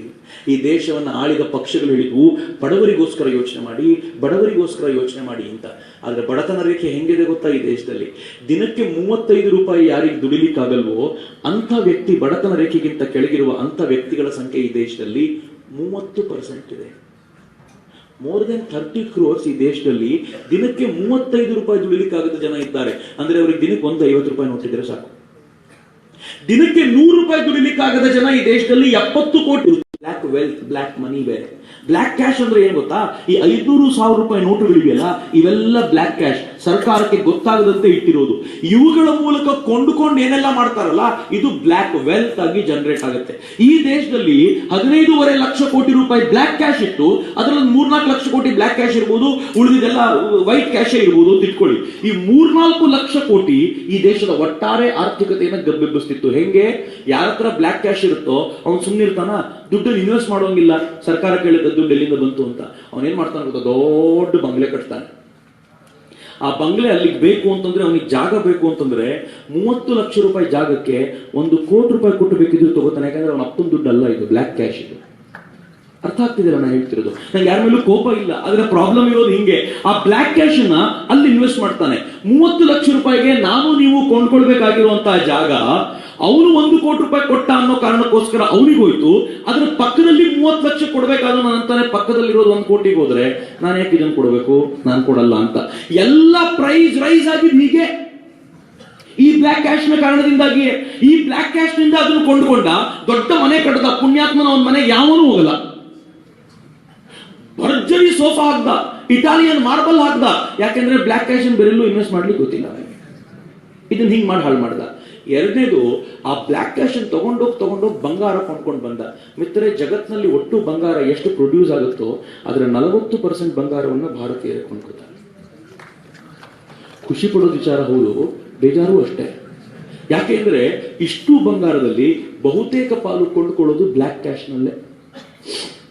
ಈ ಬ್ಲ್ಯಾಕ್ ಕ್ಯಾಶ್ ನಲ್ಲಿ ಬಂಗಾರ ಕೊಂಡ್ಕೊಳ್ತಾರಲ್ಲ ಇವರು, ಈ ಕಾರಣಕ್ಕೋಸ್ಕರ ಬಂಗಾರದ ರೇಟ್ ಹೆಂಗೆ ಏರ್ತಾ ಹೋಯ್ತು ಅಂದ್ರೆ, ನಾನು ನಿನ್ನೆ ನಮ್ಮ ಹುಡುಗರ ಜೊತೆ ಮಾತಾಡ್ತಿದ್ದೆ. ನಾನು ಹೈಸ್ಕೂಲ್ಗೆ ಹೋಗ್ಬೇಕಾದ್ರೆ ನಮ್ಮ ಅಕ್ಕನ ಮದುವೆ ಆಯ್ತು. ನಾನು 8ನೇ ಕ್ಲಾಸ್ನಲ್ಲಿ ಇದ್ದಾಗ ನಮ್ಮ ಅಪ್ಪ ಕೂತ್ಕೊಂಡು ಲೆಕ್ಕ ಹಾಕ್ತಿದ್ರು, ಇಷ್ಟು ಬಂಗಾರ ಮಾಡಿಸ್ಬೇಕು, 1 ಗ್ರಾಮ್ ಬಂಗಾರಕ್ಕೆ 400 ರೂಪಾಯಿ ಆಗುತ್ತೆ ಅಂತ. 400 ರೂಪಾಯಿ ಇತ್ತು, ಈಗ 3,000 ರೂಪಾಯಿ. ಎಷ್ಟು ಚೇಂಜ್ ಆಗಿದೆ ನೋಡಿ. ಮೊನ್ನೆ ಈ 45 ದಿನಗಳಲ್ಲಿ ಆಗಿರುವಂತ ಮ್ಯಾಜಿಕ್ ಏನ್ ಗೊತ್ತಾ? 10 ಗ್ರಾಮ್ ಬಂಗಾರಕ್ಕೆ 3,000 ರೂಪಾಯಿ ಡೌನ್ ಆಗಿದೆ. 1 ಗ್ರಾಮ್ ಮೇಲೆ 300 ರೂಪಾಯಿ ಡೌನ್ ಆಗಿದೆ. ಏನ್ ಮಾಡಿದ್ರು ಮ್ಯಾಜಿಕ್? ಬ್ಲ್ಯಾಕ್ ಕ್ಯಾಶ್ ಅಲ್ಲಿ ಹಿಡಿದು ಬಿಟ್ರು ಅಷ್ಟೇ. ಎಲ್ಲಿ ಕೊಂಡ್ಕೊಂಡು ನೋಡ್ಬಿಡ್ತೀನಿ ಅಂತ. ಯಾವಾಗ ಬ್ಲ್ಯಾಕ್ ಕ್ಯಾಶ್ ಅಡ್ಡ ಹಾಕಿದ್ರು, ಕೊಂಡ್ಕೊಳ್ಳಿಕ್ ಬೇರೆ ಏನು ಇಲ್ಲದೆ ಇರೋದ್ರಿಂದ ನಾರ್ಮಲ್ ಲೆವೆಲ್ ಬಂತು. ಮಿತ್ರ, ಹಿಂಗೆ ಕ್ಯಾಶ್ಲೆಸ್ ದುನಿಯಾ ಆಗ್ಬಿಟ್ರೆ ಬಂಗಾರ ಯಾವ ಲೆವೆಲ್ ಬರುತ್ತೆ ಅಂದ್ರೆ, ನಿಮ್ ಮಗಳ ಮದುವೆನೂ ಧೈರ್ಯವಾಗಿ ಆರಾಮಾಗಿ ಮಾಡಬಹುದಾದ ಲೆವೆಲ್ಗೆ ಬಂಗಾರ ಬರುತ್ತಲ್ಲ. ಇದು ಬ್ಲ್ಯಾಕ್ ಕ್ಯಾಶ್ ಮ್ಯಾಜಿಕ್. ಬ್ಲ್ಯಾಕ್ ಮನಿಗೆ ಇನ್ನೂ ಕೈಯೇ ಹಾಕಲಿಲ್ಲ, ಇನ್ನು ಬ್ಲ್ಯಾಕ್ ಮನಿ ಮುಟ್ಲೇ ಇಲ್ಲ. ಇದು ಬ್ಲ್ಯಾಕ್ ಕ್ಯಾಶ್ ಅನ್ನು ಮುಟ್ಟಿದ್ದಕ್ಕೆ ಈ ಪ್ರಮಾಣ ಆಗಿದೆ. ಇನ್ನು ಬ್ಲ್ಯಾಕ್ ಮನಿ ಕೈ ಹಾಕೋದು. ಅದಕ್ಕೆ ನಾನು ಹೇಳೋದು, ಏತೋ ಟ್ರೇಲರ್ ಹೇ, ಪಿಕ್ಚರ್ ಅಭಿ ಬಾಕಿ ಹೇ, ನೋಡ್ಬೇಕು ಅಂತ. ಸಿಟ್ ಬ್ಯಾಕ್, ರಿಲ್ಯಾಕ್ಸ್, ಎಂಜಾಯ್ ಅಂತ ಟಿವಿ ನೋಡ್ತಾ ಕೂತ್ಕೋಬೇಕು. ಹೋದ್ನಲ್ಲ, ಇವನೊಂದು ಕತೆ ಮುಗಿತಲ್ಲ ಅಂತ ಎಂಜಾಯ್ ಮಾಡಬೇಕು. ಆ ಕಾಲ ಇನ್ನೂ ಇದೆ, ಶುರುವಾಗಿದೆ ಅಷ್ಟೇ. ಈಗ ನೋಡ್ಬೇಕಾಗಿದ್ದು ಬಹಳ ಇದೆ. ಈ ಬ್ಲ್ಯಾಕ್ ಕ್ಯಾಶ್ ಅನ್ನ ಕ್ರಂಚ್ ಮಾಡೋದು ಮೊದಲನೇ ಕೆಲಸ ಆಗಿತ್ತು. ಈ ಬ್ಲ್ಯಾಕ್ ಕ್ಯಾಶ್ ಅನ್ನು ಅಡ್ಡ ಹಾಕಿ ಕೂತ್ಕೊಂಡ್ರು. ಇವ್ರು ಎಷ್ಟರ ಮಟ್ಟಿಗೆ ತುಂಬಿಸ್ಕೊಂಡು ಕೂತಿದ್ರು ಅಂತಂದ್ರೆ, ತಮ್ಮ ಮನೆಗಳಲ್ಲಿ. ಈ ಕಾರಣಕ್ಕೋಸ್ಕರವೇ ಇನ್ನೊಂದು ದೊಡ್ಡ ಪ್ರಾಬ್ಲಮ್ ಈ ದೇಶದಲ್ಲಿ ಆಗಿದ್ದು, ಈ ಬ್ಲ್ಯಾಕ್ ಕ್ಯಾಶ್ ಯಾವಾಗ ಬಳಕೆ ಆಗ್ತಿತ್ತು ಗೊತ್ತಾ? ಎಲೆಕ್ಷನ್ ಟೈಮಲ್ಲಿ ಬಳಕೆ ಆಗ್ತಿತ್ತು. ಮನೆಯಲ್ಲಿರೋ ಯಾರ ಹತ್ರ ಈ ದುಡ್ಡು ಜಾಸ್ತಿ ಇದೆಯೋ ಅವನು ಎಲೆಕ್ಷನ್ ಗೆಲ್ತಾನೆ. ಇತ್ತೀಚೆಗೆ ಮಂಗಳೂರಲ್ಲಿ ಒಬ್ಬರು ಸಿಕ್ಕಿದ್ರು, MLC ಕ್ಯಾಂಡಿಡೇಟ್ ಆಗಬೇಕು ಅಂತಿದ್ರು. ಅವ್ರಿಗೆ ಟಿಕೆಟ್ ಕೊಡ್ಲಿಲ್ಲ. ನನ್ನ ಹತ್ರ ಮಾತಾಡ್ತಾ ಇದ್ರು. ಅವ್ರು ಹೋದ್ರಂತೆ ಒಬ್ಬರ ಹತ್ರ. ನಾನು ಯಾರ ಹತ್ರ ಅಂತ ಏನು ಹೇಳಲಿಕ್ಕೆ ಇಚ್ಛೆ ಪಡಲ್ಲ ನನಗೆ. ಹೋದ ಕೇಳಿ, ದುಡ್ಡಿದ್ಯಾ? ದುಡ್ಡಿಲ್ಲ ಅಂದ್ರೆ ಎಲೆಕ್ಷನ್ ಇಲ್ಲ. ಇಡೀ ಬಾಗಲಕೋಟೆಯಲ್ಲಿ ನೀವು ಎಲ್ರಿಗೂ ಬೇಕಾದ ವ್ಯಕ್ತಿಯಾಗಿ ದುಡ್ಡಿದ್ಯಾ ಅಂತ ನೆಕ್ಸ್ಟ್ ಪ್ರಶ್ನೆ. ದುಡ್ಡು ಎಲ್ಲಿಂದ ತರಬೇಕು? ಬ್ಲ್ಯಾಕ್ ಕ್ಯಾಶ್ ತುಂಬಿಸಿಟ್ಕೋಬೇಕು. ಯಾರು ಬ್ಲ್ಯಾಕ್ ಕ್ಯಾಶ್ ಇರ್ತಾನೋ ಎಲೆಕ್ಷನ್ಗೆ ಹೋಗ್ತಾನೆ. ಎರಡೂ ಪಾರ್ಟಿಯವರು ಬ್ಲ್ಯಾಕ್ ಕ್ಯಾಶ್ ಇಟ್ಕೊಂಡಿರೋ ಆಗಿರೋದ್ರಿಂದ ಬ್ಲ್ಯಾಕ್ ಕ್ಯಾಶ್ ಇದ್ದವನೇ ಗೆಲ್ತಾನೆ. ಅವ್ನು ತನಗೆ ಬೇಕಾಗಿರೋದನ್ನ ಮಾಡ್ಕೊಳ್ತಾನೆ. ಮೊದಲನೇ ಬಾರಿಗೆ ದೇಶದಲ್ಲಿ ನರೇಂದ್ರ ಮೋದಿ ಹೇಳಿದ್ರು, ಬ್ಲ್ಯಾಕ್ ಕ್ಯಾಶ್ ಇಟ್ಕೊಂಡವನಲ್ಲ, ವೈಟ್ ಹೃದಯ ಇಟ್ಕೊಂಡಿರೋನು ಬೇಕು ಈ ದೇಶಕ್ಕೆ, ಅವನು ಮುಂದೆ ಕರ್ಕೊಂಡು ಬರ್ತೀನಿ ಅಂತ ಹೇಳಿರಲ್ಲ. ನಾನು ಯಾಕೆ ಇದನ್ನು ಹೇಳ್ತಿದ್ದೀನಿ ಅಂದ್ರೆ, ಇಲ್ಲಿಂದ ಆಚೆಗೆ 2 ವರ್ಷಗಳ ನಂತರ, 5 ವರ್ಷಗಳ ನಂತರ ಈ ದೇಶದಲ್ಲಿ ಇಲ್ಲಿ ಕೂತಿರುವಂತ ಸಾಮಾನ್ಯ ವ್ಯಕ್ತಿಯು ಕೂಡ, ನಾನು ಜನರನ್ನು ಪ್ರೀತಿಸ್ತೀನಿ, ಜನ ನನ್ನ ಪ್ರೀತಿಸ್ತಾರೆ, ನನ್ನ ಹತ್ರ ದುಡ್ಡಿಲ್ಲ, ನಾನು ಎಲೆಕ್ಷನ್ ನಿಂತ್ಕೋತೀನಿ ಅಂತ ಹೇಳ್ಬೋದಾದಂತ ಕಾಲ ಬಂದ್ರೆ ಯಾರು ಅಚ್ಚರಿ ಪಡಬೇಡಿ. ಕ್ಯಾಶ್ಲೆಸ್ ದುನಿಯಾದ ಮೊದಲನೇ ಹೆಜ್ಜೆಯಾಗಿ ಅದು ನಿರ್ಮಾಣಗೊಳ್ಳುವುದನ್ನು ನೋಡ್ತೀರಾ ಅಂತ. ಮಿತ್ರ, ನರೇಂದ್ರ ಮೋದಿ ಈ ಯೋಜನೆ ತಂದಾಗ ಈ ಬ್ಲ್ಯಾಕ್ ಕ್ಯಾಶ್ ಅನ್ನು ಖಾಲಿ ಮಾಡಬೇಕು ಅಂತ ಅವ್ರು ಮೊದಲು ಅಲ್ಲಿ ಕೈ ಹಾಕಿದ್ರಲ್ಲ, 500 ಮತ್ತು 1000 ರೂಪಾಯಿ ನೋಟುಗಳನ್ನ ಯಾವಾಗ ಕ್ಲಿಯರ್ ಮಾಡುವಂತ ಈ ಪ್ರಯತ್ನ ಆಯ್ತೋ, ಈ ದೇಶದಲ್ಲಿ ಈ ತರ ದುಡ್ಡು ಇಟ್ಟಿದವರೆಲ್ಲ ಕ್ಯಾಶ್ ಕ್ರಂಚ್ ಆಗ್ಲಿಕ್ಕೆ ಶುರುವಾಯಿತು. ಈ ಕ್ಯಾಶ್ ಕ್ರಂಚ್ ಆಗಿ 12.5 ಲಕ್ಷ ಕೋಟಿ ಇವತ್ತು ಬ್ಯಾಂಕಿಗೆ ಬಂದಿದೆಯಲ್ಲ. ಬ್ಯಾಂಕಿಗೆ ಬಂದಿರೋದ್ರ ಲಾಭ ಏನ್ ಗೊತ್ತಾ? ಬ್ಯಾಂಕ್ನವ್ರನ್ನ ಕೇಳಿ ನೋಡಿ ನೀವು ಪರ್ಸನಲ್ ಆಗಿ, ಸರ್ ಎಷ್ಟು ವರ್ಷದ ಟಾರ್ಗೆಟ್ ಮುಗೀತು ಅಂತ. ಮುಂದಿನ ಮಾರ್ಚ್ನವರೆಗಂತೂ ಅವ್ರು ಯಾರು ಟಾರ್ಗೆಟ್ ಅಂತ ಹೇಳೋಂಗಿಲ್ಲ. ಮುಂದಿನ ಮಾರ್ಚ್ನವರೆಗಂತೂ ಡೆಪಾಸಿಟ್ ಅಂತ ನಿಮ್ಮ ಮನೆ ಎದುರಿಗೆ ದೇವರ ಅಣಗು ಬರಲ್ಲ. ಇಷ್ಟು ದಿನ ಬ್ಯಾಂಕ್ ಹೆಂಗ್ ನಡೀತಿತ್ತು ಗೊತ್ತಾ? ಡೆಪಾಸಿಟ್ಗೆ ಅಂತ ನಿಮ್ಮ ಮನೆಗೆ ಬರಬೇಕು, ನಿಮ್ಮ ಹತ್ರ ಕೈ ಮುಕ್ಕೊಂಡು ಮಾರ್ಚ್ ಬಂದ್ಬಿಡ್ತು, ಸರ್ ಒಂದು 50 ಲಕ್ಷ ಕೊಡಿ, ಒಂದು 5 ಲಕ್ಷ ಕೊಡಿ ಅಂತ ಕೇಳಬೇಕು. ಡೆಪಾಸಿಟ್ ಇಡಬೇಕು ಅಂದ್ರೆ ಏನ್ ಆಮಿಷ ಕೊಡಬೇಕು? 8% ಬಡ್ಡಿ ಕೊಡ್ತೀವಿ, 9% ಬಡ್ಡಿ ಕೊಡ್ತೀವಿ ಅಂತ ಹೇಳಬೇಕು. ಸುಮ್ಮನೆ ಯೋಚನೆ ಮಾಡಿ, 8% 9% ಡೆಪಾಸಿಟ್ ಇಟ್ಟವನಿಗೆ ಬಡ್ಡಿ ಕೊಟ್ರೆ ಸಾಲ ತಗೊಳ್ಳೋನಿಗೆ ಎಷ್ಟು ಬಡ್ಡಿ ಹಾಕಬೇಕು? ಅವನಿಗೆ ಇದಕ್ಕಿಂತ ಜಾಸ್ತಿ ಬಡ್ಡಿ ಹಾಕಲೇಬೇಕಾದ್ರೆ ಬ್ಯಾಂಕ್ ನಡಿಬೇಕು. ಅವನಿಗೆ 14% 13% ಬಡ್ಡಿ ಹಾಕಿದ್ರು. ಆ 13% ಅಲ್ಲಿ ಅವ್ನ ದುಡ್ಡನ್ನು ತಗೊಂಡು ಇವರಿಗೆ ಬಡ್ಡಿ ಕೊಟ್ಟು ಉಳಿದಿದ್ರಲ್ಲಿ ಬ್ಯಾಂಕ್ ಅನ್ನ ಮ್ಯಾನೇಜ್ ಮಾಡುವಂತ ವ್ಯವಸ್ಥೆ, ಒಟ್ಟಾರೆ ಬ್ಯಾಂಕಿಂಗ್ ವ್ಯವಸ್ಥೆ. ಇಡೀ ದೇಶ ಗಬ್ಬೆದ್ದೋಗಿರೋದು ಯಾಕೆ ಗೊತ್ತಾ? ಇಡೀ ದೇಶದಲ್ಲಿ ಕೆಲಸ ಮಾಡುವ ಸಾಮರ್ಥ್ಯ ಕುಗ್ಗಿ ಹೋಗಿರೋದು ಯಾಕೆ ಗೊತ್ತಾ? ಇಲ್ಲಿ ತುಂಬಾ ತರುಣರಿದ್ದೀರಿ. ಈ ನಿಮ್ಮ ಅಧ್ಯಯನ ಮುಗಿದ ನಂತರ ಏನ್ ಮಾಡ್ತೀರಾ ಅಂತ ಕೇಳಿದ್ರೆ ಎಲ್ಲಾದ್ರೂ ಒಂದು ಕೆಲಸ ಸಿಕ್ಕಿದ್ರೆ ಸಾಕ್ರಿ. ಯಾಕೆ ಗೊತ್ತಾ? ಉದ್ಯೋಗ ಮಾಡಲಿಕ್ಕೆ ಬೇಕಾಗಿರುವಂತಹ ದ್ರವ್ಯವನ್ನ, ಕ್ಯಾಪಿಟಲ್ ನ ಕೊಡುವ ಸಾಮರ್ಥ್ಯ ಈ ದೇಶಕ್ಕೆ ಇಲ್ಲವಾಗಿದೆ ಅಂತ 12.5 ಲಕ್ಷ ಕೋಟಿ ಮನೆಯೊಳಗೆ ಕೊಳಿತಾ ಇದೆ. ಈ ದೇಶದಲ್ಲಿ ಯಾವಾಗಲೂ ಒಬ್ಬ ಹುಡುಗ ಉದ್ಯೋಗ ಮಾಡ್ತೀನಿ ಅಂತ ಬಂದ್ರೆ ದೇಶ ಹೇಳಿದ ದುಡ್ಡಿಲ್ಲ ನನ್ನ ಹತ್ರ. ಏನ್ ಅವಸ್ಥೆ ರೀ! ಅಮೆರಿಕಾದಲ್ಲಿ ಯಾರಾದ್ರೂ ಒಬ್ಬ ಉದ್ಯೋಗ ಮಾಡ್ತೀನಿ ಅಂತ ಬ್ಯಾಂಕಿಗೆ ಹೋಗಿ ಲೋನ್ ಕೊಡಿ ಅಂತ ಕೇಳಿದ್ರೆ 1% ಲೋನ್ ಸಿಗುತ್ತೆ. 1%, 1.5%. ಜಗತ್ತಿನ ಮುಂದುವರೆದ ರಾಷ್ಟ್ರಗಳಲ್ಲೆಲ್ಲ ಲೋನಿಗೆ ಬಡ್ಡಿ ಕಟ್ಟಬೇಕಾಗಿರೋದು 1 to 1.5%. ಆದ್ರೆ ಭಾರತದಲ್ಲಿ ಒಂದು ಮನೆ ಕಟ್ಟಬೇಕು ಅಂದ್ರೆ 14% ಬಡ್ಡಿ ಕಟ್ಟಬೇಕು. ಯಾಕೆ ಅಂದ್ರೆ ಬ್ಯಾಂಕ್ ಅಲ್ಲಿ ದುಡ್ಡಿಲ್ಲ, ಎಲ್ಲರೂ ಮನೇಲಿ ಇಟ್ಕೊಂಡು ಕೂತಿದ್ದಾರೆ. ಈಗ 12.5 ಲಕ್ಷ ಕೋಟಿ ಬಂತಲ್ಲ, ರಿಸರ್ವ್ ಬ್ಯಾಂಕ್ ಆಫ್ ಇಂಡಿಯಾ ಇರೋ ದೊಡ್ಡ ತಲೆನೋವು ಏನ್ ಗೊತ್ತೇನು? ನರೇಂದ್ರ ಮೋದಿ ಅವರಿಗೂ ಕಳೆದ 4-5 ದಿನಗಳಿಂದ ನಿದ್ದೆ ಬರ್ತಿರ್ಲಿಕ್ಕಿಲ್ಲ. ಯಾಕಂದ್ರೆ ಅವರು ಎಕ್ಸ್ಪೆಕ್ಟ್ ಮಾಡಿರ್ಲಿಕ್ಕಿಲ್ಲ ಇಷ್ಟು ದೊಡ್ಡ ಮೊತ್ತ ಹಣ ಬರುತ್ತೆ ಅಂತ. 11 ಲಕ್ಷ ಕೋಟಿ ಮ್ಯಾಕ್ಸಿಮಮ್ ಬರ್ಬೋದು ಅನ್ಕೊಂಡ್ರೆ 12.5 ಲಕ್ಷ ಕೋಟಿ ಬಂದ್ಬಿಟ್ಟಿದೆ. ಅನೇಕರು ಒಳಗಿನೊಳಗೆ ಮೋಸ ಮಾಡಿ ಇದ್ದು ದುಡ್ಡನ್ನು ಟ್ರಾನ್ಸ್ಫರ್ ಮಾಡ್ಲಿಕ್ಕೆ ವ್ಯವಸ್ಥೆ ಮಾಡಿಕೊಟ್ಟಿದ್ದಾರೆ. ಬಟ್ ಈ ಮನುಷ್ಯ ಬಿಡಲ್ಲ. 70 ವರ್ಷದ ಫೈಲ್ನು ತೆಗೆದು ಎಲ್ಲರನ್ನೂ ಒಳಗಾಗ್ತೀನಿ ನಾನು ಅಂತ ಕೂತಿರೋದ್ರಿಂದ ಇನ್ನು ಸ್ವಲ್ಪ ಟೈಮ್ ತಗೊಳುತ್ತೆ. ಆದ್ರೆ ರಿಸರ್ವ್ ಬ್ಯಾಂಕ್ ಆಫ್ ಇಂಡಿಯಾಗೆ ತತ್ಕ್ಷಣಕ್ಕಿರೋ ಪ್ರಾಬ್ಲಮ್ ಏನು ಅಂದ್ರೆ ರೆಪೋ ರೇಟ್ ಎಷ್ಟು ಕಡಿಮೆ ಮಾಡಬೇಕು ಅಂತ. ರೆಪೋ ರೇಟ್ ಕಡಿಮೆ ಆಗೋದು ಅಂದ್ರೆ ಸಾಲ ತಗೊಂಡಾಗ ಬಡ್ಡಿ ರೇಟ್ ಕಡಿಮೆ ಆಗೋದು ಅಂತ ಅರ್ಥ. ನನ್ನ ಅಂದಾಜಿನ ಪ್ರಕಾರ ಯಾವ ಹೌಸಿಂಗ್ ಲೋನ್ 14% ತಗೊಳ್ತಿದ್ದೀರಲ್ಲ, ಈಗ ಬಂದಿರೋ ದುಡ್ಡು ನೋಡಿದ್ರೆ 10%ಗೆ ಹೌಸಿಂಗ್ ಲೋನ್ ಕೊಡೋ ಸಾಧ್ಯತೆ. ಎಲ್ಲ ದುಡ್ಡು ಬ್ಯಾಂಕಿನ ಮೂಲಕ ಟ್ರಾನ್ಸಾಕ್ಟ್ ಆಗ್ಲಿಕ್ಕೆ ಶುರುವಾಗ್ಬಿಟ್ರೆ ಈ ದೇಶದಲ್ಲಿ ಬ್ಯಾಂಕ್ ಭಾರತಕ್ಕೆ ಬರಲಿಕ್ಕಿದೆ ಅಂತ. ಮಿತ್ರ ಆ ಥರದ ದಿನ ಬರಬೇಕು ಅಂತ ನಂದು ಆಸೆ. ಒಮ್ಮೆ ಆ ಥರದ ದಿನ ಬಂತು ಅಂತಂದ್ರೆ ಇಂಜಿನಿಯರಿಂಗ್ ಮುಗಿಸ್ಕೊಂಡ ನೀವು ನನಗೆ ಇನ್ಫೋಸಿಸ್ ಅಲ್ಲಿ ಕೆಲಸ ಕೊಡಿಸಿ ಅಂತ ಕೇಳಬೇಕು ಅಂತಿಲ್ಲ. ನನಗೆ ಬುದ್ಧಿ ಇದೆ ಸರ್, ನಾನು ಹೊಸ ಕಂಪನಿ ಶುರು ಮಾಡ್ತೀನಿ, ನಂಗೊಂದು 10 ಲಕ್ಷ ರೂಪಾಯಿ ಲೋನ್ ಕೊಡ್ತೀರಾ ಅಂತ ಕೇಳಿದ್ರೆ ಬ್ಯಾಂಕು ಅದಕ್ಕೆ ಬೇಕಾಗಿರೋ ವ್ಯವಸ್ಥೆ ಮಾಡಿ ಎಕ್ಸ್ಪರ್ಟ್ಸ್ ಕೂರಿಸಿ ನಿಮ್ ಯೋಜನೆ ಕೇಳಿ ಬೇಕಾಗಿರೋ ದುಡ್ಡನ್ನು ಹೂಡೋದಲ್ಲದೆ ಡೆವಲಪ್ಮೆಂಟ್ ಬೇಕಾಗಿರುವಂತ ಮಾರ್ಗದರ್ಶನವನ್ನು ಕೊಟ್ಟು ದುಡ್ಡು ವಾಪಸ್ ತುಂಬುವಂತ ಸಾಮರ್ಥ್ಯವನ್ನ ತುಂಬುತ್ತಲ್ಲ, ಆ ಭಾರತವನ್ನ ನೋಡಬೇಕು ಅಂತ. ಈ ಕಾರಣಕ್ಕೋಸ್ಕರ ಇವತ್ತು ನಾವೆಲ್ಲರೂ ಕ್ಯಾಶ್ಲೆಸ್ ಬಗ್ಗೆ ಮಾತಾಡ್ತಿರೋದು. ಮಿತ್ರ, ಇವತ್ತು ಕ್ಯಾಶ್ಲೆಸ್ ಅಗತ್ಯ. ನರೇಂದ್ರ ಮೋದಿ ಅವರು ಹೇಳಿದ 4 ಸಂಗತಿಗಳ ಜೊತೆ ಹಂಚ್ಕೊಳ್ತೀನಿ ನಾನು. ನವೆಂಬರ್ 8ನೇ ತಾರೀಕು ನರೇಂದ್ರ ಮೋದಿ ಅವರು ಭಾಷಣ ಮಾಡ್ತಾ ಒಂದು ಸಂಗತಿ ಹೇಳಿದ್ರು. ಕ್ಯಾಶ್ಲೆಸ್ ಆಗೋದ್ರಿಂದ, ಈ ಡಿಮಾನಿಟೈಸೇಷನ್ ಸಕ್ಸಸ್ಫುಲ್ ಆಗೋದ್ರಿಂದ 4 ಕೆಲಸ ದೇಶದಲ್ಲಿ ಆಗುತ್ತೆ. ಮೊದಲನೇದು ಭ್ರಷ್ಟಾಚಾರ ಪೂರ್ತಿ ನಿವಾರಣೆ ಆಗುತ್ತೆ ಅಂತ. ಭ್ರಷ್ಟಾಚಾರ ಹೆಂಗ್ ನಿವಾರಣೆ ಆಗುತ್ತೆ ಗೊತ್ತಾ? ಒಮ್ಮೆ ಕ್ಯಾಶ್ ಕ್ರಂಚ್ ಆದ್ಮೇಲೆ, ಇವತ್ತು ನೋಡಿ ಕಳೆದ 40 ದಿನಗಳಿಂದ ಎಲ್ಲ ಗವರ್ಮೆಂಟ್ ಆಫೀಸ್ಗಳಲ್ಲಿ ಫೈಲ್ ಮೂವ್ ಆಗ್ತಿದೆ.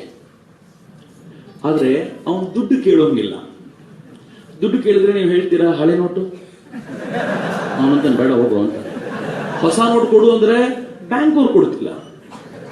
ಬ್ಯಾಂಕ್ ಅವ್ರು ದಿನ ಲೈನ್ ನಿಂತ್ಕೊಳ್ಳಿ 2,000 ರೂಪಾಯಿ ಕೊಡ್ತೀವಿ ಅಂತಾರೆ. ಇಲ್ಲದೆ ಹೋದ್ರೆ ಏನ್ ಕೇಳ್ತಾರೆ? ನೀವು ಗವರ್ಮೆಂಟ್ ಆಫೀಸಲ್ಲಿರೋ ಯಾರೋ ಒಬ್ಬನಿಗೆ ಅವನಿಗಿರೋದು ಒಂದೇ ಒಂದು ದಾರಿ, ಡಿಸೆಂಬರ್ 31 ಆದ್ಮೇಲೆ ತಗೊಂಬ ದುಡ್ಡು ಫಾರ್ ದ ಫಸ್ಟ್ ನಾನು, ಅದಾದ್ಮೇಲೆ ಇನ್ನೇನು ಆಗ್ಲಿಕ್ಕಾಗುತ್ತೋ ಅಂತ. ಈ ದೇಶದಲ್ಲಿ ಭ್ರಷ್ಟಾಚಾರ ಅನ್ನೋದು ಮ್ಯಾಕ್ಸಿಮಮ್ ಕೇಳ್ಬೇಡಿ, ಅನುಮಾನವೇ ಇಲ್ಲ. ಇದ್ರ ಬಗ್ಗೆ ಅನುಮಾನ ಇಟ್ಕೋಬೇಡಿ. ಇದು ಕಾಲಕ್ರಮದಲ್ಲಿ ನೋಡ್ತೀರಿ. ಎರಡನೇ, ನರೇಂದ್ರ ಮೋದಿ ಹೇಳಿದ್ರು ಈ ದೇಶದಲ್ಲಿ ಭಯೋತ್ಪಾದನೆ ನಿಗ್ರಹವಾಗುತ್ತೆ. ಯಾವಾಗ್ಲೂ ಆಗುತ್ತೆ ಅನ್ಕೊಂಡ್ರೆ ಆಗ್ಲೇ ಶುರುವಾಯ್ತು ಪ್ರಾಸೆಸ್. ಎಲ್ಲಿವರೆಗೂ ಗೊತ್ತೇನು? ಕಾಶ್ಮೀರದಲ್ಲಿ ಕಳೆದ 40-45 ದಿನಗಳಿಂದ ಒಂದೇ ಒಂದು ಕಲ್ಲನ್ನ ಸೈನಿಕರ ಮೇಲೆ ಯಾರೂ ಎಸೆದಿಲ್ಲ. ಬುರ್ಹಾನ್ ವಾನಿ ತೀರ್ಕೊಂಡಾಗಿಂದ ಕಲ್ಲು ಎಸ್ತಿದ್ದು ಏನ್ ಎಲ್ಲರೂ ಬೌಲರ್ಗಳೇ ಕಾಶ್ಮೀರದಲ್ಲಿ ಏನ್ ಬೌಲಿಂಗ್ ಮಾಡಿದ್ದು. ನರೇಂದ್ರ ಮೋದಿ ನವೆಂಬರ್ 8ಕ್ಕೆ ಹಾಕಿದ ಒಂದು ಬಾಂಬ್ ಇದೆಯಲ್ಲ, ಅವರಂದ್ರು ಯಾರು ಎಸಿಬೇಕೋ ಕಲ್ಲು ಅವ್ರಿಗೆ ದುಡ್ಡು ಕೊಡ್ಲಿಕ್ಕೆ ಯಾರ ಹತ್ರ ದುಡ್ಡೇ ಇಲ್ವಲ್ಲ ಅಂತ. ಯಾಸಿನ್ ಮಲಿಕ್ ತರದವ್ರ ಮನೆಗೆ ಇವ್ರು ಹೋಗಿ ನೋಡಿದ್ರೆ ಕೋಟ್ಯಂತರ ರೂಪಾಯಿ ಇತ್ತಲ್ಲ, 500 ಮತ್ತು 1000 ರೂಪಾಯಿ ನೋಟು. ಒಬ್ಬರ ಮನೆಯಂತೂ 30 ಕೋಟಿ ರೂಪಾಯಿ ಸಿಕ್ತು. ಇದನ್ನು ಪ್ರತಿದಿನ ಹಂಚ್ತಿದ್ರು. ಈ 500 ರೂಪಾಯಿ 1000 ರೂಪಾಯಿ ನೋಟ್ ಕೊಟ್ಟು ಎಷ್ಟು ಕಲ್ಲು ಹಾಕಿದ್ರೆ ಅಷ್ಟು ದುಡ್ಡು ಕೊಡ್ತೀವಿ ಅಂತ. ಈ ದುಡ್ಡಿಗೋಸ್ಕರ ಕಲ್ಲೆಸಿತಾ ಇದ್ದವರು. ಅವರಿಗೆ ದೇಶ ವಿರೋಧಿ ಕೃತ್ಯ ಏನೋ ಕಲ್ಪನೆಯೇ ಅಲ್ಲ, ಈ ದುಡ್ಡು ಸಿಗುತ್ತೆ ಅಂತ ಕಲ್ಲೆಸಿತಾ ಇದ್ದವರು. ಆದ್ರೆ ಕಳೆದ 45 ದಿನಗಳಿಂದ ಅವರಿಗೂ ದುಡ್ಡು ಸಿಗ್ತಿಲ್ಲ. ಎರಡನೇದು, ಅವರೆಲ್ಲರೂ ಇಷ್ಟು ದಿನ ಕಲೆಕ್ಟ್ ಮಾಡೋ ದುಡ್ಡನ್ನು ತಗೊಂಡೋಗಿ ಬ್ಯಾಂಕ್ ಹೊರಗಡೆ ನಿಂತ್ಕೊಂಡು ನನ್ನ ಕನ್ವರ್ಟ್ ಮಾಡಿ ಕೊಟ್ಬಿಡಿ ಸರ್, ಸಾಕು ಸಹವಾಸ ಅಂತ. ಎಲ್ಲಿವರೆಗೂ ಗೊತ್ತಾ ಮಿತ್ರರೇ, ನಾನು ಕಾಶ್ಮೀರಕ್ಕೆ ಹೋಗಿದ್ದಾಗ ನನ್ನ ಮಿತ್ರರೆಲ್ಲ ಬಂದಿದ್ರು. ಯುವ ಬ್ರಿಗೇಡ್ನ ಕಡೆಯಿಂದ ನಾವು LOC ಲೈನ್ ಆಫ್ ಕಂಟ್ರೋಲ್ ಉದ್ದಕ್ಕೂ ಒಂದು ಪ್ರವಾಸ ಮಾಡಿದ್ವಿ. ಕಾಶ್ಮೀರಕ್ಕೆ ಹೋಗಿದ್ದಾಗ ಅವ್ರು ಹೇಳಿದ್ರು, ನೀವೆಲ್ಲ ಪ್ರವಾಸಿಗರಾಗಿ ಬರ್ತೀರಾ ಅಂತ ನಾವೇನು ಬದುಕಿಲ್ಲ, ನಮ್ಮ ಹತ್ರ ಬೇಕಾದಷ್ಟು ದುಡ್ಡಿದೆ, ನೀವು ಬರ್ಲಿಲ್ಲ ಅಂದ್ರೂ ಬದುಕ್ತೀವಿ ಅಂತ ದಿಮಾಕಿನ ಮಾತಾಡಿದ. ನಮ್ಮ ಹುಡುಗರೆಲ್ಲ ಗಾಬರಿಗೊಂಡಿದ್ರು, ಏನಣ್ಣ ಹಿಂಗಂತಾರೆ ಇವರೆಲ್ಲ ಅಂತ. ನಾನು ಸುಮ್ಮನಿರಿ ಅಂತ ಹೇಳಿದ್ದೆ, ಕಾಲ ಬರುತ್ತೆ ನೋಡ್ತಾ ಇರಿ ಅಂತ. ಕಾಲ ಹೆಂಗ್ ಬಂತು ಅಂತಂದ್ರೆ, ಇದೇ ಪ್ರತ್ಯೇಕತಾವಾದಿಗಳು ಪ್ರೆಸ್ ಮೀಟ್ ಕರೆದು ಹೇಳಿದ್ದಾರೆ, ನೀವು ಪ್ರವಾಸಿಗರೆಲ್ಲ ಭಾರತದ ಬೇರೆ ಬೇರೆ ಕಡೆಯಿಂದ ಬನ್ನಿ, ನಿಮಗೆ ಚೆನ್ನಾಗಿ ನೋಡ್ಕೋತೀವಿ, ಏನೂ ತೊಂದರೆ ಆಗದೆ ನೋಡ್ಕೋತೀವಿ ಅಂತ. ಯಾಕೆ ಅಂದ್ರೆ ಪಾಕಿಸ್ತಾನ ಕೊಡುವ ದುಡ್ಡಿಗೆ ಬೆಲೆ ಇಲ್ಲ, ಭಾರತದವರು ಕೊಡುವ 100 ರೂಪಾಯಿಗೆ ಬೆಲೆ ಬಂದಿದೆಯಲ್ಲ, ಅದು ನರೇಂದ್ರ ಮೋದಿ ಅವರ ಮ್ಯಾಜಿಕ್ ಅಂತ.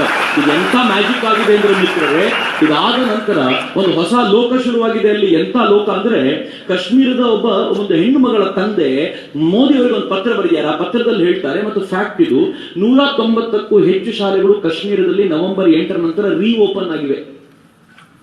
ಅದರಲ್ಲಿ ಎಕ್ಸಾಮಿನೇಷನ್ ಬಂದಾಗ, SSC ಎಕ್ಸಾಮ್ ಬಂದಾಗ, ಆ ಎಕ್ಸಾಮಿಗೆ ಅಟೆಂಡೆನ್ಸ್ 92% ಇತ್ತು ಆಫ್ಟರ್ 20 years. ಏನ್ ಮ್ಯಾಜಿಕ್ ಆಯ್ತು? ಮ್ಯಾಜಿಕ್ ಏನು ಅಂದ್ರೆ, ಇವ್ರಿಗೆ ಯಾರು ದುಡ್ಡು ಪೂರೈಕೆ ಮಾಡ್ತಿದ್ರು ಆ ದುಡ್ಡನ್ನು ಕ್ರಂಚ್ ಮಾಡಿದ್ರಲ್ಲ, ಬ್ಲ್ಯಾಕ್ ಕ್ಯಾಶ್ ಅನ್ನು ಕ್ರಂಚ್ ಮಾಡಿದ್ರೆ ಏನಾಗುತ್ತೆ ಅನ್ನೋದಕ್ಕೆ ಇದೇ ಉದಾಹರಣೆ ಅಂತ. ಮಿತ್ರ, ಈ ಉದಾಹರಣೆ ಎಷ್ಟರ ಮಟ್ಟಿಗೆ ಸಮರ್ಪಕ ಅಂತಂದ್ರೆ, ಬರೀ ಇಷ್ಟಕ್ಕೆ ಅಲ್ಲ, ಈ ದೇಶದಲ್ಲಿ ಕಳೆದ 45 ದಿನಗಳಲ್ಲಿ, 45 ದಿನಗಳ 30 ದಿನಗಳ ಲೆಕ್ಕಾಚಾರ ನಾನು ಹೇಳ್ತಿರೋದು, 564 ಜನ ನಕ್ಸಲರು ಸರ್ಕಾರಗಳ ಮುಂದೆ ಶರಣಾದರು. ಛತ್ತೀಸ್ಗಢದಲ್ಲಿ, ಆಂಧ್ರದಲ್ಲಿ, ಕರ್ನಾಟಕದಲ್ಲೂ ಇಬ್ರು. ಯಾಕೆ ಇದ್ದಕ್ಕಿದ್ದಂತೆ ಡಿಮಾನಿಟೈಸೇಷನ್ ಆದ್ಮೇಲೆ ಅಂತ ನನಗೂ ಆಶ್ಚರ್ಯ. ಆದ್ರೆ ಆಂಧ್ರದ CRPF ನ DG ಹೇಳ್ತಾರೆ, ಇವರೆಲ್ಲರೂ ಎಕ್ಸ್ಟಾರ್ಟ್ ಮಾಡಿ ಜನರಿಂದ ಕಿತ್ಕೊಂಡು ಕೂಡಿಟ್ಟಿರುವಂತ ಮನಿ, ಅದು ಕಾರೊಳಗೆ ಕನಿಷ್ಠ ಪಕ್ಷ ಆಂಧ್ರ ಒಂದರಲ್ಲೇ 3 ರಿಂದ 4 ಸಾವಿರ ಕೋಟಿ ರೂಪಾಯಿ ಇದೆ ಅಂತ ಅವ್ರು ಪ್ರೆಸ್ ಮೀಟ್ ಅಲ್ಲಿ ಹೇಳಿ. ಈ 4 ಸಾವಿರ ಕೋಟಿ 500 ಸಾವಿರ ರೂಪಾಯಿ ಏನಿದೆ, ಇದನ್ನು ಕನ್ವರ್ಟ್ ಮಾಡ್ಕೊಳ್ಳಿಕ್ಕೆ ಆಗಲ್ಲ ಅಂತ ಅವರಿಗೆ ಗೊತ್ತಾಗಿದೆ. ಹಿಂಗಾಗಿ ಅದನ್ನ ಕನ್ವರ್ಟ್ ಮಾಡ್ಲಿಕ್ಕೆ ಅಂತಂದ್ರೆ ಸಿಕ್ಕಾಕೋಬೇಕು. ಹಂಗ್ ಸಿಕ್ಕಾಕೊಂಡು ಏಟ್ ತಿನ್ನೋಕ್ಕಿಂತ ಬೆಟರ್ ಈ ಕೆಲಸ ಎಲ್ಲ ಬಿಟ್ಟು ನಾವು ಬೇರೆಯವ್ರ ತರ ಬದುಕಬೇಕಾದ ಅಗತ್ಯ ಇದೆ ಅಂತ ಸರ್ಕಾರದ ಎದುರಿಗೆ ಶರಣಾಗತರಾಗ್ತಿದ್ದಾರಲ್ಲ ನಕ್ಸಲರು. ನರೇಂದ್ರ ಮೋದಿ ಅವರು ಮಾಡಿದ ಒಂದು ಬಾಂಬ್, ಒಂದು ಮ್ಯಾಜಿಕ್ ನಿಂದಾಗಿ ಆಗಿರುವಂತ ದೊಡ್ಡ ಸಾಧನೆ ಇದು ಅನ್ನೋದನ್ನು ಮರೀಲಿಕ್ಕೆ ಸಾಧ್ಯನಾ ಅಂತ. ಮಿತ್ರರೇ, ಭಯೋತ್ಪಾದನೆ ಹೋಯ್ತು, ಭ್ರಷ್ಟಾಚಾರ ಹೋಯ್ತು, ನಕ್ಸಲರು ಹೋದ್ರು. ನರೇಂದ್ರ ಮೋದಿ ಹೇಳಿದ್ರು ಫೇಕ್ ಕರೆನ್ಸಿ ಪೂರ್ತಿ ಪ್ರಮಾಣದಲ್ಲಿ ನಿಲ್ಲುತ್ತೆ ಅಂತ. ಫೇಕ್ ಕರೆನ್ಸಿ ನಿಲ್ಲೋದು ಅಂದ್ರೆ ಏನು? ಈ ದೇಶದಲ್ಲಿ ಫೇಕ್ ಕರೆನ್ಸಿ ಎಷ್ಟಿದೆ, ನಾನು ಮಾತಾಡ್ತಿರುವಾಗ ಅವರು ಹೇಳ್ತಿದ್ರು ಹೆಚ್ಚು ಕಡಿಮೆ 15 ರಿಂದ 20% ಇರಬಹುದು ಅಂತ. ಒಂದು ಅಂದಾಜಿನ ಪ್ರಕಾರ 30% ವರೆಗೂ ಫೇಕ್ ಕರೆನ್ಸಿ ಇದೆ ಅಂತ. 4,000 ಕೋಟಿ ರೂಪಾಯಿ ಅಂತ ಮಿಯಾಗರ್ ಅಮೌಂಟ್ ಕೆಲವರು ಹೇಳ್ತಾರೆ, ಇನ್ನು ಕೆಲವರು 400 ಕೋಟಿ ರೂಪಾಯಿ ಅಂತಾರೆ. ಇತ್ತೀಚೆಗೆ P. ಚಿದಂಬರಂ, ಈ ದೇಶದ ಹಳೆಯ ಹಣಕಾಸು ಸಚಿವರು, ಏನ್ ಹೇಳಿದ್ರು ಗೊತ್ತಾ? ಫೇಕ್ ಕರೆನ್ಸಿ ಇರೋದೇ 400 ಕೋಟಿ ರೂಪಾಯಿ, ಅದಕ್ಕೆ ಯಾಕೆ ಇಷ್ಟೆಲ್ಲ ದೊಡ್ಡ ಸರ್ಕಸ್ ಮಾಡಬೇಕಾಗಿತ್ತು? ಅರ್ಥ ಸಚಿವರು ಆಡೋ ಮಾತಾಯಿತು. ಫೇಕ್ ಕರೆನ್ಸಿ 1 ರೂಪಾಯಿ ಇದ್ರೂ ಅದು ದೇಶಕ್ಕೆ ಕಂಟಕ. ಆದ್ರೆ ಅವರು ಹೇಳಿದ್ರು 400 ಕೋಟಿ ರೂಪಾಯಿ ದೊಡ್ಡ ಅಮೌಂಟ್ ಅಲ್ಲ ಅಂತ. ಮಿತ್ರರೇ, ಗೊತ್ತಿರಲಿ, 400 ಕೋಟಿ ರೂಪಾಯಿ ಎಷ್ಟು ದೊಡ್ಡ ಅಮೌಂಟ್ ಅಂತಂದ್ರೆ, ಮುಂಬೈನಲ್ಲಿ ದಾಳಿ ಮಾಡಿದ್ರಲ್ಲ ಇವರೆಲ್ಲ ಸೇರ್ಕೊಂಡು, ದಾಳಿ ಮಾಡಿದಾಗ ಈ ದೇಶಕ್ಕೆ 120 ಬಿಲಿಯನ್ ರೂಪಾಯಿ. ಈ ರಾಷ್ಟ್ರದಲ್ಲಿ ಎಂತೆಂತ ಸರ್ಕಾರಗಳು ಎಂತೆಂತ ಬುದ್ಧಿವಂತರಾಗಿ ಹೋಗ್ಬಿಟ್ರು ಅಂತಂದ್ರೆ, ಹಣಕಾಸು ಸಚಿವರಾಗಿ ಇದೇ P. ಚಿದಂಬರಮನ ಕಾಲಕ್ಕೆ ಈ ದೇಶ ನೋಟ್ ಪ್ರಿಂಟ್ ಮಾಡಲಿಕ್ಕೆ ಪೇಪರ್ ಅನ್ನ ವಿದೇಶದಿಂದ ಇಂಪೋರ್ಟ್ ಮಾಡ್ಕೊಳ್ತಿತ್ತು. ಕಂಪನಿಯ ಹೆಸರು ದೇಲಾರು ಅಂತ, ಬ್ರಿಟಿಷ್ ಕಂಪನಿ. ಆಶ್ಚರ್ಯ ಏನ್ ಗೊತ್ತಾ?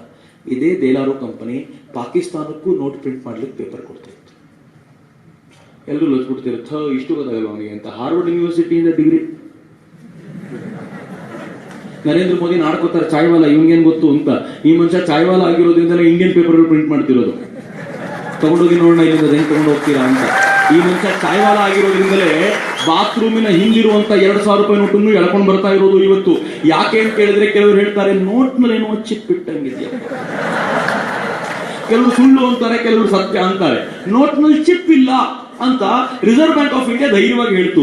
ಆದ್ರೆ ಆಮೇಲೆ ಗೊತ್ತಾಯ್ತು ನೋಟ್ ನಲ್ಲಿ ಚಿಪ್ ಇಲ್ಲ, ಹೌದು, ಆದ್ರೆ ಈ ಕಲರ್ ಬಳಸಿದ್ದಾರಲ್ಲ, ಈ ಕಲರ್ಗೆ ಬಳಸಿರುವಂತ ಐಸೋಟೋಪ್ಗಳು ನಾರ್ಮಲ್ ಐಸೋಟೋಪ್ಗಿಂತ ಬೇರೆ ಆಗಿರೋದ್ರಿಂದ ಒಂದೇ ಕಡೆ ನೋಟು ಕಲೆಕ್ಟ್ ಆಗಿ ಕೂತ್ಕೊಂಡ್ರೆ ಈ ನೋಟು ತಾನು ಇಲ್ಲಿದ್ದೀನಿ ಅನ್ನೋದಕ್ಕೆ ಹೇಗೆ ರೇಡಿಯಂ ಲೈಟ್ ಎಮಿಟ್ ಮಾಡುತ್ತೋ ಹಂಗೆ ಲೈಟ್ ಎಮಿಟ್ ಮಾಡುತ್ತೆ ಅಂತ.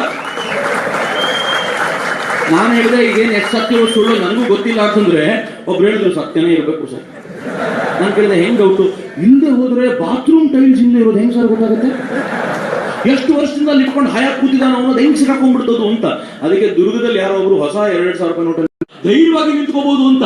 ಮೊದಲನೇ ಬಾರಿಗೆ ಈ ದೇಶದಲ್ಲಿ 70 ವರ್ಷಗಳ ನಂತರ ಪ್ರಾಮಾಣಿಕ ಕೇಕೆ ಹಾಕ್ತಿದ್ದಾನೆ, ಅಪ್ರಾಮಾಣಿಕ ಕಣ್ಣೀರು ಸುರಿಸ್ತಾ ಇದ್ದಾನೆ. 70 ವರ್ಷಗಳ ನಂತರ ಈ ದೇಶದ ಮ್ಯಾಜಿಕ್ ಹೆಂಗಿದೆ ಅಂತಂದ್ರೆ, ನರೇಂದ್ರ ಮೋದಿ ಅವರು ಇದನ್ನ ಯೋಚನೆ ಮಾಡಿದ್ರು. ಅವತ್ತು ಪೇಪರ್ ನ ಡೆಲಾರೋ ಕಂಪನಿ ಕೊಡುತ್ತೆ, ಇಂಕ್ ನ ಜರ್ಮನ್ ಕಂಪನಿ ಕೊಡುತ್ತೆ, ಇವರಿಬ್ರು ಪಾಕಿಸ್ತಾನಕ್ಕೂ ಸಪ್ಲೈಯರ್ಸ್. ಪಾಕಿಸ್ತಾನ ಈಗ ಫೇಕ್ ನೋಟ್ ಪ್ರಿಂಟ್ ಮಾಡಬೇಕಾದ್ರೆ ನಾವ್ ಎಲ್ಲಿಂದ ತಗೊಂಡ್ಬಂದಿದೀವೋ ಪೇಪರ್ ಅವರ ಹತ್ರ ಹೋಗಿ ಗೋಗರ್ ತರಬೇಕಾಗಿಲ್ಲ, ಡೂಪ್ಲಿಕೇಟ್ ಮಾಡಬೇಕಾಗಿಲ್ಲ. ಒರಿಜಿನಲ್ ನೋಟು ಒರಿಜಿನಲ್ ಲಿಂಕ್ ಸಿಗುತ್ತೆ, ಡೈ ಪ್ರಿಂಟ್ ಕಾಪಿ ಮಾಡ್ಕೊಂಡಿದ್ದಾರೆ. ಎಷ್ಟು ಒರಿಜಿನಲ್ ನೋಟ್ ಪ್ರಿಂಟ್ ಮಾಡ್ತಾರೆ ಅಂದ್ರೆ, ಆ ನೋಟು ಒಂದು ನೋಟು 4 ರೂಪಾಯಿ, ಅವ್ರಿಗೂ ಪ್ರಿಂಟಿಂಗ್ ಕಾಸ್ಟ್ ಇದೆ, ಬಿಕಾಸ್ ಅದೇ ಕಂಪನಿ ಕೊಡೋದ್ರಿಂದ ಎಕ್ಸ್ಟ್ರಾ ಖರ್ಚೇನಿಲ್ಲ. ಆ ನೋಟು ಬಾಂಗ್ಲಾ ಬಾರ್ಡರ್ಗೆ ನೇಪಾಳ ಬಾರ್ಡರ್ಗೆ ಬರ್ಬೇಕಾದ್ರೆ ಒಂದು 20 ರೂಪಾಯಿ ಟ್ರಾನ್ಸ್ಪೋರ್ಟೇಷನ್ ಖರ್ಚಾಗ್ಬೋದು. 23 ರೂಪಾಯಿಗೆ ಒಂದು ನೋಟು, 100 ರೂಪಾಯಿ ಪ್ರಾಫಿಟ್ ಇಟ್ಕೊಳ್ಳಿ.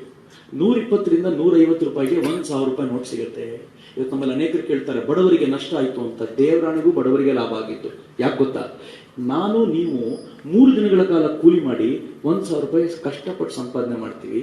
ಯಾವನೋ ಒಬ್ಬ ಅಯೋಗ್ಯ ತನ್ನ ಬಳಿ ಇರೋ ಬ್ಲ್ಯಾಕ್ ಕ್ಯಾಶ್ ನಲ್ಲಿ 150 ರೂಪಾಯಿ 1000 ರೂಪಾಯಿ ನೋಟ್ ತಗೊಂಡ್ ಬರ್ತಾನೆ. ಎರಡು ಈಕ್ವಲ್ ಆಗ್ಬಿಡ್ತಲ್ಲ. ನರೇಂದ್ರ ಮೋದಿ ನವೆಂಬರ್ 8ನೇ ತಾರೀಕು ಹಾಕಿರುವಂತ ಒಂದು ಬಾಂಬಿನಿಂದಾಗಿ ಈ ಫೇಕ್ ಕರೆನ್ಸಿಯ ಜಾಲ ನಿಂತೋಗಿದೆ. ಹೆಂಗ್ ನಿಂತೋಗಿದೆ ಅಂತಂದ್ರೆ, ಯಾವ ಬಂಗಾಳದ ಮಾಲ್ಡಾದಿಂದ ಫೇಕ್ ಕರೆನ್ಸಿ ಈ ದೇಶಕ್ಕೆ ಸಪ್ಲೈ ಆಗುವಂತ ವಾತಾವರಣ ಇತ್ತು, ಆ ಮಾಲ್ಡಾದಲ್ಲಿ ಸೂತಕ ಇನ್ನೂ ಕಳೆದಿಲ್ಲ, 45 ದಿನ ಆಯ್ತು. ಇನ್ನು ಮಜಾ ಏನ್ ಗೊತ್ತೇನೋ, ಪಾಕಿಸ್ತಾನದಲ್ಲಿ ಈ ಫೇಕ್ ಕರೆನ್ಸಿ ಪ್ರಿಂಟ್ ಮಾಡ್ತಾ ಇದ್ದಂತ ಕಿಂಗ್ ಪಿನ್ ಒಬ್ಬ 8 ಮಹಡಿ ಮೇಲಿಂದ ಬಿದ್ದು ಆತ್ಮಹತ್ಯೆ ಮಾಡಿಕೊಂಡು ಬಿಡ್ತಾರೆ. ನಿಮ್ಗೆ ಗೊತ್ತಿಲ್ಲ ಇದೇ ಕಾರಣಕ್ಕೆ ಆತ್ಮಹತ್ಯೆ ಮಾಡ್ಕೊಂಡು ಇಲ್ವೋ ಗೊತ್ತಿಲ್ಲ, ಆತ್ಮಹತ್ಯೆ ಮಾಡ್ಕೊಂಡಿದ್ದಂತೂ ಸತ್ಯ. ಅದು ಡಿಮಾನಿಟೈಸೇಷನ್ ಆದ್ಮೇಲೆ ಆಗಿರೋದು. ಯಾಕೆ ಅಂತ ಕೇಳಿದ್ರು, ಒಬ್ರು ಹೇಳಿದ್ರು UP ಎಲೆಕ್ಷನ್ಗೆ ಅಂತ ಪ್ರಿಂಟ್ ಮಾಡಿ ಇಟ್ಕೊಂಡ್ಬಿಟ್ಟಿದ್ದ ಸರ್, ಎಲ್ಲ ಸಾಲ ತಲೆ ಮೇಲೆ ಬಂದ್ಬಿಟ್ಟಿದೆ ಅವನಿಗೆ ಅಂತ.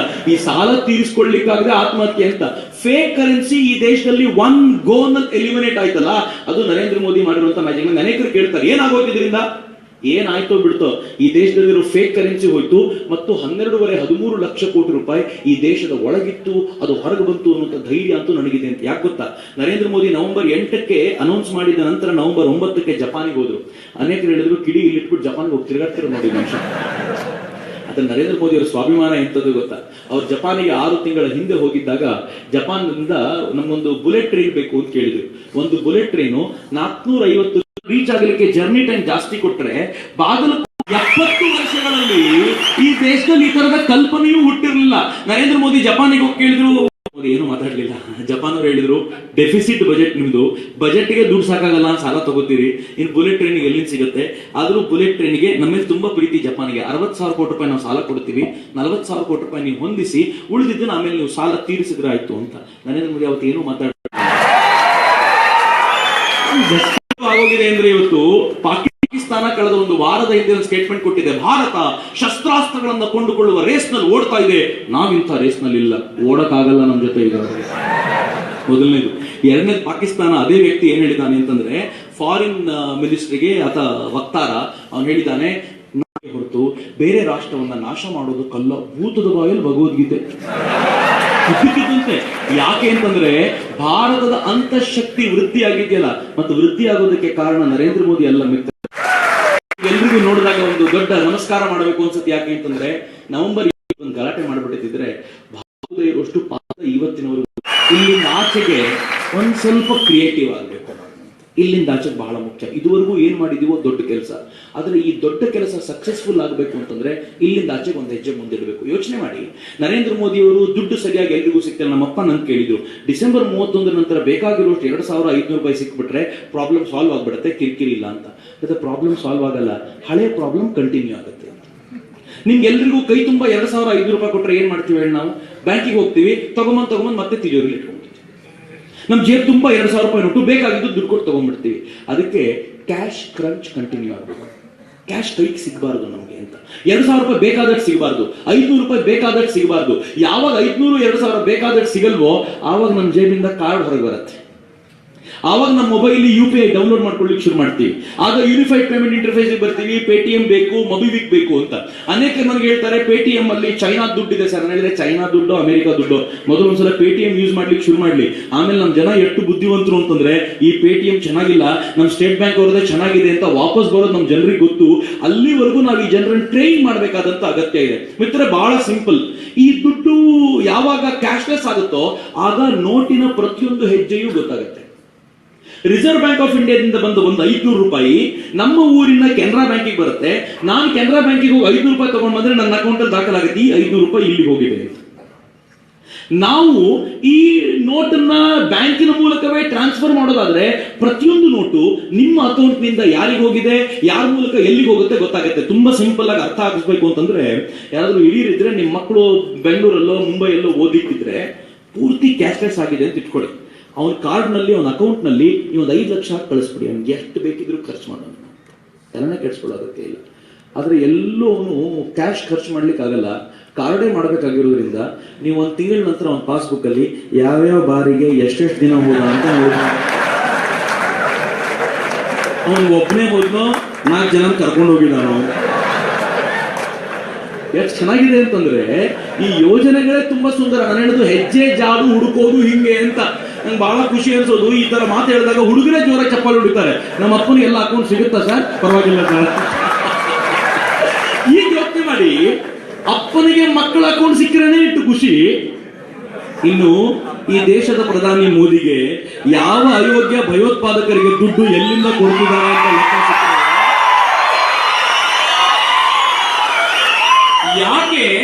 ಯಾಕೆ ಈ ದೇಶದ ಶ್ರೀಮಂತರು ಅಂತ ಅನಿಸ್ಕೊಂಡವರು ಈ ದೇಶದ ಕೆಲವು ವರ್ಗದ ಜನ ಕ್ಯಾಶ್ಲೆಸ್ ಆಗ್ಲೇಬಾರದು ಅಂತ ಹಠ ಹಿಡಿದಿದ್ದಾರೆ.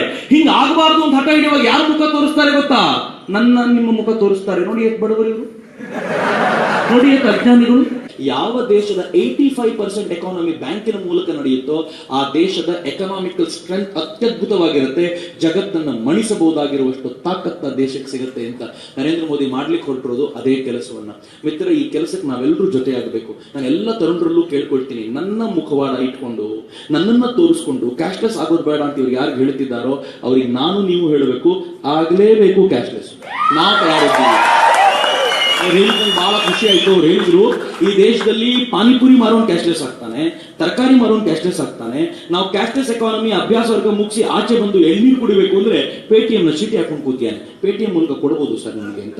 ಅಂದ್ರೆ ಈ ದೇಶದ ಕಾಮನ್ ಮಾಸ್ ಬಹಳ ಬೇಗ ತಯಾರಾಗಿ ನಿಂತ್ಕೊಳ್ತಿರ್ಬೇಕಾದ್ರೆ ನಾವು ಸ್ವಲ್ಪ ಪ್ರಯತ್ನ ಪಡೋಣ. ತುಂಬಾ ಜನ ತಗೊಂಡಿದ್ದೀರಿ, ದಯವಿಟ್ಟು ನಿಮ್ ರೂಮ್ಗಳಿಗೆ ಹೋದ ನಂತರ, ನಿಮ್ಮ ಮನೆಗಳಿಗೆ ಹೋದ ನಂತರ ನಿಮ್ಮ ಮೊಬೈಲ್ಗಳಲ್ಲಿ ಪೇಟಿಎಂ ಡೌನ್ಲೋಡ್ ಮಾಡ್ಕೊಳ್ಳಿಕ್ಕಾಗತ್ತಾ, ಮೊಬೈಲ್ ಡೌನ್ಲೋಡ್ ಮಾಡ್ಕೊಳ್ಳಿಕ್ಕಾಗತ್ತಾ, ಅಥವಾ ಇಂಡಿಯನ್ ಯೂನಿಫೈಡ್ ಪೇಮೆಂಟ್ ಇಂಟರ್ಫೇಸ್ ಬೇಕು ಅಂದ್ರೆ UPI ಬೇಕು ಅಂದ್ರೆ SBI ಬಡ್ಡಿ ಡೌನ್ಲೋಡ್ ಮಾಡ್ಕೊಳ್ಳಿಕ್ಕಾಗತ್ತಾ ಅಂತ ಒಂದು ಸ್ವಲ್ಪ ಪ್ರಯತ್ನ ಮಾಡಿ. ಒಂದ್ ಸ್ವಲ್ಪ ಟ್ರಾನ್ಸಾಕ್ಷನ್ 5 ರೂಪಾಯಿ, 10 ರೂಪಾಯಿ, 3 ರೂಪಾಯಿ, 4 ರೂಪಾಯಿ ಈ ಟ್ರಾನ್ಸಾಕ್ಷನ್ ಮಾಡಿ ನೋಡಿ. ನಿಮ್ಗೆ ಈಸಿ ಅನ್ಸೋಕ್ ಶುರು ಆಗ್ಬಿಡುತ್ತೆ. ಇದಾದ ನಂತರ ಅಕ್ಕಪಕ್ಕದವ್ರಿಗೆ ಹೇಳ್ಕೊಡಿ. ಮಿತ್ರರೇ, ಅಕ್ಕಪಕ್ಕದವ್ರಿಗೆ ಹೇಳ್ಕೊಡೋದು ಬಹಳ ಕಷ್ಟ ಅಲ್ಲ. ನಾವು ಬೆಂಗಳೂರಲ್ಲಿ ಅಭ್ಯಾಸ ವರ್ಗ ಮಾಡಿದಾಗ ಒಂದು ಪುಟ್ಟ ಹುಡುಗಿ ಬಂದಿದ್ಲು, ಹಾರಿಕಾ ಅಂತ, 5ನೇ ಕ್ಲಾಸಿನ ಹುಡುಗಿ. ನನ್ನ ಹತ್ರ ಬಂದ್ಲು, ಅಣ್ಣ ಇದನ್ನ ನಾನು ಮಾಡ್ಬೋದಾ? ನಾನು ಕೂರಿಸ್ಕೊಂಡು ಅವಳ ಮೊಬೈಲ್ ತಗೊಂಡು ಅವಳ ಮೊಬೈಲ್ ಅಲ್ಲಿ ಡೌನ್ಲೋಡ್ ಮಾಡ್ಕೊಂಡು 1 ರೂಪಾಯಿ 2 ರೂಪಾಯಿ ಟ್ರಾನ್ಸ್ಫರ್ ಮಾಡೋದೆಲ್ಲ ಹೇಳ್ಕೊಟ್ಟೆ. ಸಂಡೇ ನಾವು ಮಾಡಿದ್ದು ಒಂದು ಭಾನುವಾರ, ನೆಕ್ಸ್ಟ್ ಭಾನುವಾರದ ವೇಳೆಗೆ 15 ಅಂಗಡಿಗಳನ್ನ ಅವಳು ಪೇಟಿಎಂ ಆಗಿ ಕನ್ವರ್ಟ್ ಮಾಡಿ ನನಗೆ ಫೋಟೋಸ್ ಕಳಿಸಿದ್ದು. 15 ಜನ ಕನ್ವರ್ಟ್ ಮಾಡಿದ್ದೀನಿ. ಬಹಳ ಖುಷಿ. ಯಾವಾಗ ಗೊತ್ತಾ ಅವಳಿಗೆ, ಒಂದು ಆಟೋ ಸ್ಟ್ಯಾಂಡ್ ಅಲ್ಲಿ 2 ಆಟೋದವ್ರಿಗೆ ಹೇಳ್ಕೊಟ್ಲಂತೆ. ಆಟೋದವ್ರು ಒಂದು ಸ್ಟಿಕ್ಕರ್ ಹಾಕೊಂಡಿದ್ದಾರೆ, ಅವ್ರಿಗೆ ಪೇಟಿಎಂ ಇಂದ ವ್ಯವಹಾರ ಶುರುವಾಗಿದೆ. ಈಗ ಪೇಟಿಎಂ ಇಂದೆಲ್ಲ ಬರ್ಲಿಕ್ಕೆ ಶುರುವಾಗಿದೆ. ಇನ್ನೊಂದು ಆಟೋದವ್ರು ಅವಳಿಗೆ ಫೋನ್ ಮಾಡ್ಬಿಟ್ಟು, ಮಗು ಇನ್ನೊಂದ್ಸಲ ಬಾ, ಇನ್ನೊಂದಿಬ್ಬರು ಕಲಿಬೇಕಾಗಿದೆ ಇಲ್ಲಿ, ಅವ್ರಿಬ್ರು ದಿಮಾಕ್ ಅವ್ರು ನಮ್ಗೆ ಹೇಳ್ಕೊಡ್ತಾ ಇಲ್ಲ, ನೀನ್ ಬಂದು ಹೇಳ್ಕೊಡು ಅಂತ ಈ ಮಗುನ್ ವಾಪಸ್ ಟೀಚರ್ ಆಗಿ ಕರ್ಸ್ಕೊಂಡಿದ್ದಾರೆ. 5ನೇ ಕ್ಲಾಸಿನ ಹೆಣ್ಮಗಳು. ಕನ್ನಡದ 3-4 ಸುದ್ದಿ ಚಾನೆಲ್ಗಳು ಸುದ್ದಿ ಮಾಡಿದ್ವು. ನರೇಂದ್ರ ಮೋದಿ ಅವರ ರಿಪೋರ್ಟ್ ಕಾರ್ಡ್ನವರು ಕೂಡ ಇದನ್ನ ಹಾಕಿ ಹೇಳಿದ್ರು, ಒಂದು ಪುಟ್ಟ ಮಗು ಮಾಡ್ತಾ ಇದೆ, ನಾವು ಮಾಡ್ಲಿಕ್ಕೆ ಆಗಲ್ವಾ ಅಂತ. ಯೋಚನೆ ಮಾಡಿ, ಈಗ ಒಮ್ಮೆ ಕ್ಯಾಶ್ಲೆಸ್ ಆಗಿ ಅಥವಾ ಲೆಸ್ ಕ್ಯಾಶ್ ಆಗಿ ನಾವು ವ್ಯವಹಾರ ಮಾಡ್ಲಿಕ್ಕೆ ಶುರು ಮಾಡಿದ್ವಿ ಅಂತಂದ್ರೆ ಇನ್ನೊಂದು ನೆನ್ಪಿಟ್ಕೊಳ್ಳಿ, ಆಗಲೇಬೇಕಾದ ಅನಿವಾರ್ಯತೆ ಸೃಷ್ಟಿಯಾಗಿದೆ.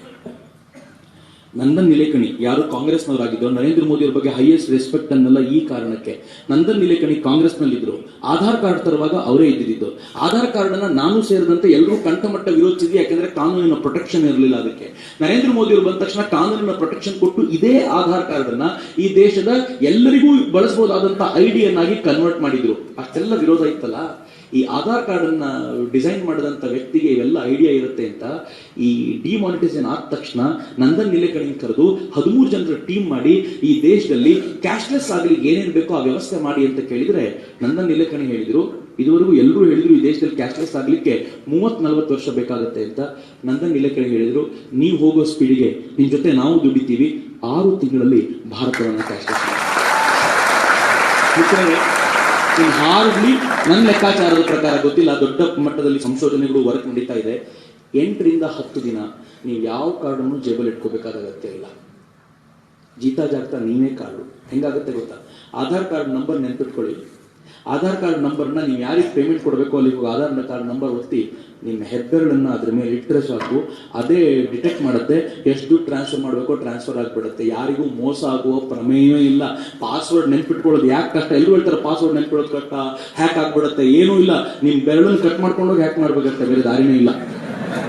ಇನ್ಯಾವುದೇ ಪ್ರಮೇಯದಲ್ಲಿ ಇನ್ಯಾವುದೇ ರೀತಿ ಮಾಡ್ಲಿಕ್ಕಾಗಲ್ಲ. ಈ ತರದೊಂದು ಆಲೋಚನೆ ಕೂಡ ಡೆವಲಪ್ ಆಗ್ತಿದೆ. ಎಷ್ಟರ ಮಟ್ಟಿಗೆ ಭಾರತ ಡೆವಲಪ್ಮೆಂಟ್ ನ ಆಲೋಚನೆ ಮಾಡ್ತಿದೆ ಅಂತಂದ್ರೆ, 5 ವರ್ಷಗಳ ಹಿಂದೆ ಇವೆಲ್ಲ ಮಾತನಾಡಿದ್ರೆ ಇಂಡಿಯಾದಲ್ಲಿ 50 ವರ್ಷ ಆಗಲ್ಲ ಬಿಡು ಅಂತಿದ್ವಿ ನಾವು. ಆದ್ರೆ ನರೇಂದ್ರ ಮೋದಿ ಅವರ ಸ್ಪೀಡ್ ಹೇಗಿದೆ ಅಂದ್ರೆ 5 ವರ್ಷ ಅಲ್ಲ, ಇನ್ನು 5-6 ತಿಂಗಳಲ್ಲಿ ಏನೇನು ಬದಲಾವಣೆ ಆಗುತ್ತೋ ನೀವು ನೋಡಬೇಕು. ನರೇಂದ್ರ ಮೋದಿ ಅವರು ಒಂದು ಹಗ್ಗ ಹಾಕಿ, ಒಂದು ಗಾಳ ಹಾಕಿ 500,000 ಗಾಳದಿಂದ ಸ್ವಲ್ಪ ಜನರನ್ನು ಹಿಡಿದಿದ್ದಾರೆ. ಮುಂದಿನ ಹಂತದಲ್ಲಿ prevention of money laundering act ಬರುತ್ತೆ, ಬೇನಾಮಿ ಪ್ರಾಪರ್ಟಿ ಆಕ್ಟ್. ಈ ಪಾಸ್ಬುಕ್ ಬರುತ್ತೆ. ಈ ಪಾಸ್ಬುಕ್ ಅಲ್ಲಿ ನಾವೆಲ್ಲರೂ ನಮ್ಮ ಹತ್ರ ಇರೋ ಜಮೀನನ್ನು ನಮೂದು ಮಾಡಬೇಕು. ಬ್ಲ್ಯಾಕ್ ಮನಿ ಇನ್ನೂ ಶುರುವಾಗಿಲ್ಲ, ಬ್ಲ್ಯಾಕ್ ಕ್ಯಾಶ್ ನಷ್ಟೇ ಹಿಡಿದಿರೋದು. ಬ್ಲ್ಯಾಕ್ ಮನಿ ಶುರುವಾಗುತ್ತೆ ಈಗ. ಹೆಂಗೆ ಅಂದ್ರೆ ಅನೇಕರು ತಾವು ಜಮೀನು ಇಟ್ಕೊಳಕ್ಕಾಗಲ್ಲ ಅಂತ ಡ್ರೈವರ್ಗೂ ಜಮೀನು ಕೊಡಿಸಿದ್ದಾರೆ, ಡ್ರೈವರ್ ಹೆಂಡತಿಗೂ ಕೊಡಿಸಿದ್ದಾರೆ. ತಗೊಳ್ಳಿ, ಮನೇಲಿ ಕೆಲಸ ಮಾಡೋರ ಹೆಸರು ಜಮೀನು, ಎಲ್ಲರ ಹೆಸರು ಮಾಡ್ಕೊಂಡು ಜಾಗ ಇಟ್ಬಿಟ್ಟಿರೋದು. ಅದು ಪರ್ಮನೆಂಟ್ ಇವ್ರ ಹತ್ರ ಜೀತ, ಆ ಜಮೀನು ಇವಂದೆ ನೋಡ್ಕೊಳ್ತಿರೋದು ಮಾತ್ರ ಅವನು ಹಿಂಗ್ ಮಾಡಿ ಇಟ್ಬಿಟ್ಟಿದ್ದಾರೆ. ಈಗ ಹಂಗಿಲ್ಲ, ಈ ಪಾಸ್ಬುಕ್ ಅಲ್ಲಿ ಎಂಟ್ರಿ ಆಗುತ್ತಲ್ಲ, ಎಂಟ್ರಿ ಆದ ತಕ್ಷಣ ಪಕ್ಕಾ ಕ್ಲಿಯರ್ ಆಗುತ್ತೆ ಯಾರದು ಎಷ್ಟಿದೆ ಏನಿದೆ ಅಂತ. ಈ ಜಮೀನು ಕೊಂಡ್ಕೊಳ್ಲಿಕ್ಕೆ ಆಗದೆ ಇರೋನು ಈ ಪಾಸ್ಬುಕ್ ಅಲ್ಲಿ ಎಂಟ್ರಿ ಮಾಡಿದ್ರೆ ಎಲ್ಲಿಂದ ಬಂತು ಅಂತ ಹೇಳಿದ್ರೆ ನಮ್ದಲ್ಲ ಸರ್, ತೋರಿಸ್ಕೊಡಕ್ಕೆ ಬೇರೆ ದಾರಿ ಇಲ್ಲ. ಎಲ್ಲ ಕಾನ್ಫಿಸ್ಕೇಟ್ ಆಗುತ್ತೆ. ಮಿತ್ರರೇ, ಕಾನ್ಫಿಸ್ಕೇಟ್ ಆಗೋದು ಬಹಳ ದೂರದ ಮಾತಲ್ಲ. ಕಳೆದ 15 ದಿನಗಳ ಹಿಂದೆ ಯಾರ್ಯಾರು ಬ್ಯಾಂಕಿಗೆ ದುಡ್ಡನ್ನು ಉಳಿಸ್ಕೊಂಡಿದ್ರು, ಮನಿ ಲಾಂಡ್ರಿಂಗ್ ಅಲ್ಲಿ ಇನ್ವಾಲ್ವ್ ಆಗಿದ್ರು, ಅವರ 18,600 ಕೋಟಿ ರೂಪಾಯಿಯ ಪ್ರಾಪರ್ಟೀಸ್ ನ ಸರ್ಕಾರ ಕಾನ್ಫಿಸ್ಕೇಟ್ ಮಾಡ್ಕೊಂಡಿದೆ. 18,500 ಕೋಟಿ ರೂಪಾಯಿ. ಯಾರನ್ನೂ ಬಿಡ್ತಾ ಇಲ್ಲ, ತಲೆನೇ ಕೆಡಿಸ್ಕೊಳ್ಬೇಡಿ ಅಂತ. ಇನ್ನೂ ಎಲ್ಲಿವರೆಗೂ ಹೋಗುತ್ತೆ ಅಂತಂದ್ರೆ, ಇದರ ನಂತರ ಈ ದೇಶದಲ್ಲಿ, ಅದರ ನಡುವೆನೆ ಈ ದೇಶದಲ್ಲಿ ಚಿನ್ನದ ಮೇಲೂ ಒಂದು ಕ್ಯಾಪ್ ಬರುತ್ತೆ. ಈಗಾಗಲೇ ಅನೌನ್ಸ್ಮೆಂಟ್ ಶುರುವಾಗಿದೆ, ನಿಧಾನಕ್ಕೆ ಇನ್ನೂ ಬರುತ್ತೆ ನೋಡಿ. ಮದುವೆ ಆಗಿರುವಂತ ತಾಯಂದಿರು 500 ಗ್ರಾಮ್ ಇಟ್ಕೋಬಹುದು. ಮದುವೆ ಆಗದೆ ಇರೋ ಹೆಣ್ಣು ಮಕ್ಕಳು 250 ಗ್ರಾಮು, ಗಂಡಸರಿಗೆ 100 ಗ್ರಾಮ್. ಅದಕ್ಕೆ ಯಾರೋ ಹೇಳ್ತಿದ್ರು, ಇವನೊಬ್ಬ ಗಂಡು ಹುಟ್ಟುಬಿಟ್ಟ ಸರ್, ಇನ್ನೊಂದು ಹೆಣ್ಣು ಹುಟ್ಟಿದ್ರೆ 150 ಗ್ರಾಮ್ ಜಾಸ್ತಿ. ಹೆಣ್ಣು ಹುಟ್ಟಿದ್ರೆ ಲಾಭ ಅಂತ ಯೋಚನೆ ಮಾಡ್ಲಿಕ್ಕೆ ಶುರು ಮಾಡಿದ್ದಾರೆ. ಒಂದು ಮನೆಯಲ್ಲಿ 1 ಕೆಜಿ ಮೇಲೆ ಇಟ್ಕೊಂಡು ಮಾಡ್ಬೇಕು, ನನ್ನ ಹತ್ರ 1 ಕೆಜಿಗಿಂತ ಜಾಸ್ತಿ ಇದೆ, ಇದು ಎಲ್ಲಿಂದ ಬಂತು, ಎಲ್ಲಿಂದ ಕೊಂಡು ಇಲ್ದೆ ಹೋದ್ರೆ ಮನಿ ಮೇಲೆ ಕೈ ಹಾಕ್ತಾರೆ. ಯಾವ್ದು ಸುಲಭ ಇಲ್ಲಪ್ಪ, ನಮ್ಮ ಮನೆಯವ್ರಿಗೂ ನುಗ್ಗು ಬಿಡ್ತಾರೆ ಅಂತ. ಹತ್ರನು 1 ಕೆಜಿಗಿಂತ ಜಾಸ್ತಿ. ನಾವೆಲ್ಲರೂ ನೆಮ್ಮದಿಯಿಂದ ಇರ್ಬೇಕು. ಅದಕ್ಕೆ ನಾನು ಹೇಳೋದು, ಮನೆಯ ಚೇರ್ ಹಾಕೊಳ್ಳಿ, ರಿಲ್ಯಾಕ್ಸ್ ನೋಡ್ತಾ ಇರಿ. ಹೋದ್ನಾ, ಇವರಿಗೂ ಕೈ ಕೊಟ್ಟಿದ್ದಾರೆ ಅಸ್ತ್ರ ಅಂತಂದ್ರೆ ಹಿಂದೆ ಒಂದು ಇಮೇಲ್ ನಲ್ಲಿ ಮೋಸ ಮಾಡಿದ್ದಾರೆ, ದುಡ್ಡು ಕನ್ವರ್ಟ್ ಮಾಡ್ಕೊಂಡಿದ್ದಾರೆ, ಅವ್ರ ಹತ್ರ ದುಡ್ಡು ಜಾಸ್ತಿ ಇದೆ ಅಂತ ಅನ್ಸುತ್ತೋ, ಈ ಇಮೇಲ್ಗೆ ಮೆಸೇಜ್ ಹಾಕಿ ನಾವು ಅದನ್ನ IT ಡಿಪಾರ್ಟ್ಮೆಂಟ್ ಮೂಲಕ 2 ಗಂಟೆಯಲ್ಲಿ 4 ಬೈಫರ್ಕೇಟ್ ಮಾಡ್ತಾ ಇದ್ದಾರೆ. ಈಗ ಬ್ಯಾಂಕಿನವರನ್ನೂ ಬಿಡಲ್ಲ. ಹೇಳಿದ್ದಾರೆ, ಯಾರ್ಯಾರು ತಪ್ಪು ಮಾಡಿದ್ರೆ ಶಿಕ್ಷೆ ಸಿಗುತ್ತಪ್ಪ ಅಂತ, ಇನ್ನು ಮುಂದೆ ತಪ್ಪು ಮಾಡಬಾರದಪ್ಪ ಅನ್ನೋ ಭಯ ನಿರ್ಮಾಣವಾಗಿದೆ ಅಂತ. ಮಿತ್ರರೇ, ನವೆಂಬರ್ 8ರ ಒಂದು ಘೋಷಣೆ ಅಡಿಯಲ್ಲಿ ಅನೇಕ ಸಂಗತಿಗಳು ಅಡಗಿವೆ. ಆದ್ರೆ ಈ ಸಂಗತಿ ಕಂಪ್ಲೀಟ್ ಆಗಬೇಕು ಅಂದ್ರೆ ಇದ್ರ ಮುಂದಿನ ಹೆಜ್ಜೆಗೆ ಹೋಗಲೇಬೇಕು. ನನಗೊಬ್ರು ಹಿರಿಯರು ಹೇಳ್ತಿದ್ರು, ಚಕ್ರವರ್ತಿ ಯಾವ ಕಾರಣಕ್ಕೂ ಡಿಮಾನಿಟೈಸೇಷನ್ ವಾಪಸ್ ತಗೋಬಾರ್ದು ಅಂತ. ನಾನು ಕೇಳಿದ್ರೆ ಯಾಕೆ ಅಂತ. ಡಾಕ್ಟ್ರು ಆಪರೇಷನ್ ಮಾಡ್ಲಿಕ್ಕೆ ಅಂತ ಕೊಯ್ದು ಸಣ್ಣ ಕರುಳು ದೊಡ್ಡ ಕರುಳು ಆಚೆ ಇಟ್ಬಿಟ್ಟಿದ್ದಾರೆ.